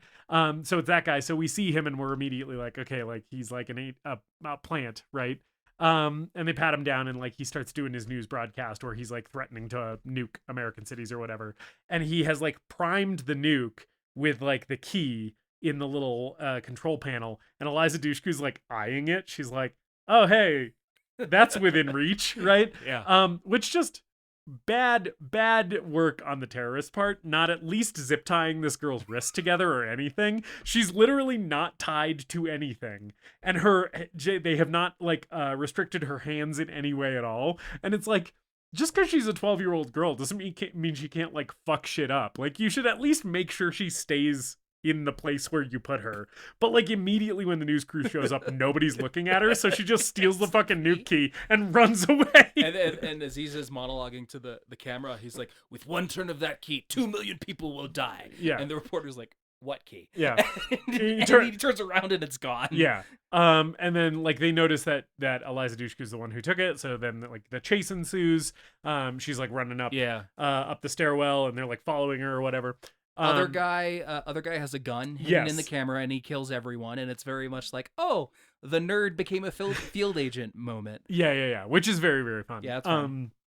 And then he's reporting. So like now that he's inside, he's like talking to Arnold on like the walkie-talkie in the Harrier jet, and he's basically like, yeah, there's like 21 terrorists on the floor that Eliza Dushku just ran away from. Yeah, and he's like, but there's no hostages. And then he's like, yeah, and Dana is like up on the roof. So Arnold is like, 21 terrorists and no hostages. I can just fucking blow the shit out of this entire floor of this office building, which is precisely what he does. And it rips, and there's a lot of great squibs, and it's good. Yeah, a bunch of folks dying. Yeah. It's good time. He blows away a bunch of dudes, and it rocks. And then Aziz has like followed Dana all the way up to the roof. She's like climbing on this crane, this construction equipment. She's like threatening to like drop the nuke key. And he's like, no, give it to me. And it's really funny because, like I said, Art Malik's performance is very, very good. He's such a good villain in this movie. He looks so intimidating and so scary through the entire movie. And so it's so funny when he tries to pivot here and be like, no, I'm your friend. Give me the key, little girl. I'm your friend. Just give me the key, little girl, and I won't hurt you. And it's like, this is the scariest looking guy who's ever lived. I like Eliza Dushku calls him a wacko. And that seems to really piss him off. Also, I'm pretty sure they ADR'd some other thing with wacko, because her mouth doesn't match what she's saying when she says you wacko, right? And I'm like, what did she say? Like they clearly decided to replace it, but I feel like that was a last minute switcheroo or something. I don't know. But yeah, it is very funny. And so then then Harry shows up in the jet, and he's like underneath the crane, and he's like, you have to jump, Dana. Daddy will catch you. Jump. And eventually she does, and she's like on the the front, like on the nose of the jet. Yeah. And then Aziz jumps off the crane too and is like on the back of the jet. And like the jet's kind of like moving around, like Arnold's like trying to pull Dana into the cockpit. Aziz is trying to crawl forward towards the cockpit, and we get a classic gag, one of the oldest I feel like action movie gags that there is, which is janitor listening to music very loud on headphones, who doesn't know that there is an action scene happening. Yes. And like he's like cleaning the office building, and the jet's like fucking swinging around outside, and he's like do, and then he like leaves the room. He's like just finished cleaning this room, and like on his way out, the jet's tail fucking backs up into like through the window, like smashes it. It's a classic gag. It got a laugh from me this time. Yeah. It usually does. Also when the jet fucking goes back. I know exactly what you're saying. Art Malik, so Aziz is like on the back of the plane, and he fucking gets launched backwards, and he just fucking the tail fin of this jet goes straight into his fucking nutsack so hard. And I'm like, both of this dude's balls just exploded. It's hilarious. Yeah, and he reacts like he's like, oh fuck. Yeah. This dude's nuts are destroyed. He probably doesn't even have a working cock anymore, let alone balls. He starts crawling back towards the front of the plane. Yeah. And Dana's like hanging onto the edge of the cockpit. And Arnold gives her annoying like a wink. Yeah. As she's holding on. And I think he kind of winks and like turns his head to the one side, basically telling like, I'm about to turn this way. Yeah. Yeah. So he turns the plane, and Aziz slides off of the wing, and his gun, like the strap for his gun, gets caught around a missile.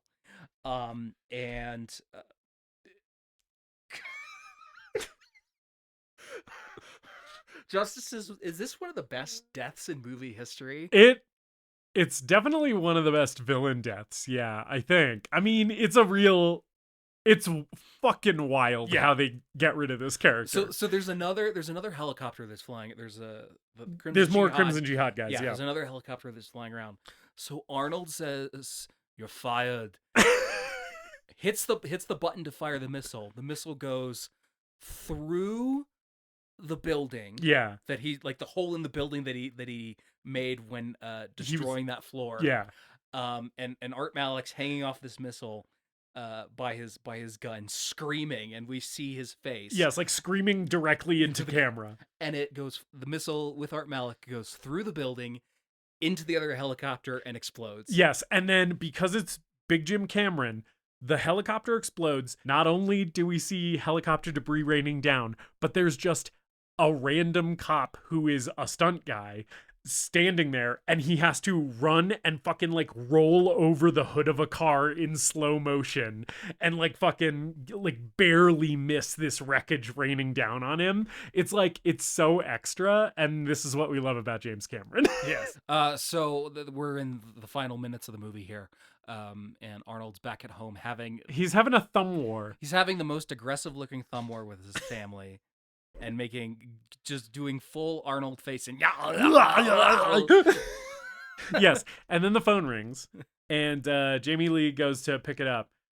Just very fun lighting thing in this scene. She's like, the kitchen light is kind of just like bright direct light sort of on her face when she picks up the phone, and she's like, hello, and then the voice on the other end of the phone says Boris and Doris, which Doris was her code name when she was doing the fake mission before. Yeah. And Arnold's code name, she didn't know it was Arnold yet, was Boris, right? So like the phone says Boris and Doris, and she turns around, and then when she turns back, the light has changed and only her eyes are illuminated, and it's very much like now we're in a spy movie. Mm-hmm. Just a fun little lighting thing. They did it in one shot. It's a nice little touch here at the end. Yeah. And then we see them going on a mission together. Yeah. She's a spy now. They're at another mansion, and they run into Bill Paxton and Simon's a waiter, and he's doing his spy shtick on some other lady. Yeah. They both grab him. Yeah. And he recognizes them. And Jamie Lee Curtis sticks her like lipstick tube under his chin. Yeah, and he so thinks he it's thinks a that gun. it's a gun. And he pisses himself again. And then like makes a huge scene while running away. Yeah. It's very funny. I just love seeing Bill Paxton get humiliated in this movie. It Yeah, rocks it's so pretty hard. And then they tango. And It's a great tango. We tango over the credits while Arnold on the radio is like, guys, you have to stop tangoing. Like there's important spy shit to do. Guys, hello. And you know what? Next time, you be in the van. Yeah. I'm sick of being in the van. I've been in the van for 15 years. Yeah, and that's the end of the movie. That's True Lies. Yeah. Justice. Yeah. Is True Lies the greatest movie ever made? David, this movie, like we said, some components of it have aged poorly. There is definitely a lot of problematic anti-Arab Islamophobic stuff in here that is just kind of baggage you have to deal with. It's sort of like price of admission for this movie is kind of just dealing with all that shit. I don't want to let it affect my verdict on the movie too much, because it is a product of its time, and I'm not saying like Islamophobia was okay in the 90s and it isn't now, right? But it's like more, it's one of those things where you have to be like, okay, like the culture was in a certain place and like that's bad, but also people wouldn't have had this reaction to it the year it came out, right? So I'm like, I'm trying to like, you know, kind of take all of that kind of with that mentality. I think Jamie Lee's fucking fire in this movie. She's so funny. Tom Arnold, some of the best Tom Arnold that I have seen. Bill Paxton, the fucking goat. And of course, the man himself, Arnold Schwarzenegger, giving one of his best performances that I've ever seen in this movie. Absolutely. He's very funny. He plays a lot of like little acting moments in this movie very well. I'm trying to remember. There was one. Oh, there's a really funny moment of like small acting from him, where it's after the scene where he's dangling from the roof of the Marriott and the horse like pulls him back up, and then he goes home afterwards and he's missed his birthday party. He puts his hand on Jamie Lee's shoulder, and she like. It's the hand that was like tied up in the horse reins that he was dangling from. And she like kind of gives it a gentle squeeze, like a gentle reassuring squeeze when he's apologizing. And there's like a very kind of subtle moment of acting where he's like, "Ah, that really fucking hurts." And then he like takes his hand away, and then he's just kind of like flexing his hand and kind of shaking it out, being like, "Oh fuck."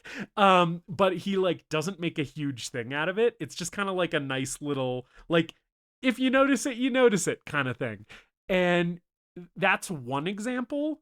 And he does 100 of those things in this movie. It's a very skillful performance. Like you said, he's a goddamn movie star. He's, you know, a legitimate, larger than life, charismatic presence on screen. Great to see him do his thing. The action in this movie is great. The spectacle is all here because it's Big Jim Cameron. And it is a fucking ball to watch. It is very fun. That being said, I think I sort of did this with David Lynch. Which is, if another director had made this movie, this might be like an automatic yes from me. But taking it in context with James Cameron's other films, I'm like, this is kind of like mid to low tier Cameron. You know what I'm saying? Where it's like, this movie, if any other director made this movie, I might be like, oh yeah, fuck it, it's the greatest movie ever made. And I'm like, yeah, but James Cameron made this movie. And James Cameron has legitimately made some of the greatest movies ever made, right? And I felt the same way talking about Fire Walk With Me, where I was like, I don't know, if we were talking about Blue Velvet or if we were talking about Mulholland Drive, like maybe, right? And with this one, I'm kind of like, well, if we were talking about Avatar: The Way of Water, or if we were talking about Terminator or Terminator 2, like maybe. But I'm like, I don't know, he's done better than this, you know? And he's done better with the socio-political stuff and the gender dynamic stuff, which is kind of clunkily and uncomfortably handled in this movie. And he's also done better with the action spectacle. than he does in this movie, even though it is great in this movie. I had a great time watching this. Enjoyed it immensely. Not the greatest movie ever made, but still a huge recommend that people revisit this movie if they haven't seen it in a while or have never seen it, with the enormous caveat asterisk of this will contain some uncomfortable shit from the 90s that you will not enjoy seeing in 2024. Absolutely. David, is True Lies the greatest movie ever made? Justice, Yeah. I have seen 8 of James Cameron's films. Yeah. I have seen 32 of Arnold Schwarzenegger's movies. That's a shit ton. So I would like you to guess. You're an expert. I would like you to guess where this movie lands on my ranking for each of those lists. Both of those rankings. 8 for Cameron, 32 for Arnold. I'm going to say it's dead last on your Cameron list. Okay. That is my guess on the Okay. Cameron list. I'm going to say on the Arnold list, it's also 8th. Okay. So dead last for Cameron, which would be And 8, towards the top of the and pack 8 for Arnold. Arnie. Yeah. So this is number 5 on my Cameron list. Oh, okay. Okay. And this is number 6 on my Arnold list. Okay. Okay. What's below this on your Cameron list? So this leads me into my verdict, Justice. Yeah, okay. Yeah. This is a great movie. It is. This is a great movie from Cameron. This is a great movie from Arnold. Cameron has put his personality, his passion, his balls into His big old James Cameron his balls. big old dick. His big old I've been to the Titanic more than anyone else on earth dick. Oh man, it's so fucking wild that he was at the Titanic when 9/11 happened. Do you ever think about that? I you do, ever I do. just think about how I James also think Cameron? that it's funny that Bill Paxton is the one who told him. yeah, man, the footage of that is wild. Anyway, sorry, Anyways. continue. Cameron has put his passion, his stamp on every movie he's made. Mm. On movies that I like more than this, and on movies that I like less than this. But I don't quite feel it here. I think in terms of themes, I see a lot more of his personality and his passion in his Avatar movies or in Titanic, which would be towards the bottom of my Cameron list. Or his passion for spectacle and action set pieces in stuff like Aliens or the Terminator films. On my Arnold list, this sits below Arnold's masterpieces and above Arnold's, good films that range in quality from cheesy stuff like Commando or some like legitimately good stuff like Conan the Barbarian or Kindergarten Cop. This is in between those. For that reason, I don't think this is the greatest movie ever made. Yeah. It is great, a competently made film, a fun, exciting, entertaining blockbuster, but that's kind of all it is. Yeah. And I expect a little bit more from Cameron. And from Arnold, it's a great showcase for him as an actor, as a performer. It doesn't quite have that cheesy charm that some movies like Commando or The Running Man have. Yeah. And it also doesn't quite have that mirror sheen polish that Predator or the Terminator movies or Total Recall have. Yeah. I think the misogynistic elements, the Islamophobic elements really aren't doing this movie any favors. Yeah. I also think the runtime isn't doing this movie any favors. Yeah. I think it's 2:20 and it feels long. Yeah, I didn't mention this in my verdict, but that was a thing for me too, right? Because it's like the movie basically has 3 climax set pieces. There's like the nighttime sequence at the island, there's the bridge Key West driving sequence, and then there's the high rise. And I'm like, we could have kind of combined some elements of each of these sequences and done one climactic end set piece and made this movie 20 minutes shorter, and it would have been better. Yeah. Yeah. It feels like Cameron's trying to do a lesser version of the action set pieces from Terminator 2 or Aliens, where this escalation of action and it just doesn't hit the way that it does in those other movies. And I kind of think the worst of those three climactic set pieces is the final one. Yeah. I think the high rise is the weakest one. Yeah, I'd agree. And the bridge is the best one. And the nighttime shootout with Arnold doing the impromptu flamethrower is right in the middle, right? And I'm like, so if it was gonna escalate, you escalated to the bridge. That was the best one. Just end the movie there. Yeah. You know? So weirdly, yeah, I think this movie is great, but I think it's lacking a little bit of personality and charm that would push it over the edge to becoming the greatest movie ever made. Yeah. It's one of my favorite Arnold movies. One that I definitely recommend, with, again, that giant asterisk on the end that there's some stuff in this movie that has not aged well. But yeah, great time, great film, not the greatest movie ever made. Yeah, agreed. Interesting that our first James Cameron and our first Arnold is a mutual no from us. I imagine if we revisit any other films that these two collaborated on, that may not be the case. Because there's two others and they both start with Terminator.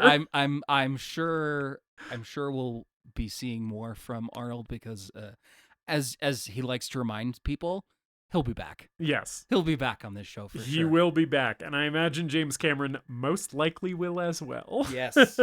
Yes. So that's Valentine's month. Yeah. I am letting go of the reins of the podcast, and we're back to our normal us thing, deciding which is just us picking whatever the fuck we want to do. What to do, yeah. Well, thank you for your Valentine's month of theme programming, David. I very much enjoyed it. Yeah. I enjoyed all of these films. I had only seen 2 of them before. It was my first time with Crash and my first time with Blue Valentine. Yeah. So I got a couple first watches in this month, and I've really enjoyed doing all these episodes. It's been fun to cede control and just be like, yeah, and this week I'm just watching whatever the fuck David picked. Yeah, I think it turned out pretty well. Yeah, I agree. I'm pretty happy with it, and I'm really looking forward to seeing what your programming for your month is whenever we get there. We'll figure out when we're going to do that later Yeah, this we'll figure year. it out. We'll do it some other time this year. I am also excited for that. I am I don't want to spoil anything, but I do want to say, because I lost the coin toss, I am having more time to think about my theme month. And I already decided what it is, but because I have more time to prepare and I know what it is, I'm gonna be throwing some fun shit into the podcast because I have time to think about it. So yeah. Anyway, but that will come at some undetermined point later this year. But for next week, David, I would love for you to tell the listeners what we intend to discuss. Oh my god. Yeah. Holy shit. Yep. Oh my god. You guys don't know. You don't even fucking know. You don't even fucking know what we're doing. They don't what even what we got up our sleeves. They don't even know what we're about to do to them. Yeah, David, we talked in our best of 2023 episode about some of the things that we were looking forward to this year. One of those things was Dune Part 2. Yeah. So we figured we'd do a little bit of a tie-in with the release of that, which is coming up next week, right? Yeah. Yeah. And we will be talking about... So Dune Part 2 is a sequel, to those of you who don't know, to Dune Part 1 from 2021, directed by Denis Villeneuve, and that will be the subject of next week's episode. We're talking Dune Part 1, baby. We're gonna be diving into the guts of the Frank Herbert universe. David has read way more of these books than I have. I've only read the first book, but we're gonna be nerding the fuck out on this show next week. The spice must flow. Oh, and it will be flowing. So we hope that you will join us for that. In the meantime, please spread the word about the show. You know what, guys? I'd love to have more listeners this year. I'd love to find a way to make some money off of this. I'd love to get the word out about the show this year. Yeah. So any way that you guys can help us, we really appreciate. Do it now. Do it now. And with that, we can go ahead and let these good people go. Yeah. We'll see you next week as we journey to Arrakis. Until then, later dipshits.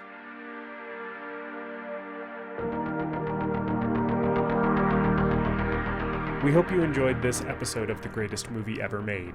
Please remember to leave us a rating and a review, and to subscribe to the show wherever you listen. We appreciate you supporting the show and spreading the word. Tell your friends to listen, tell your enemies to listen, tell your mom to listen. If your neighbor has an unsecured Bluetooth speaker, connect to it and play an episode.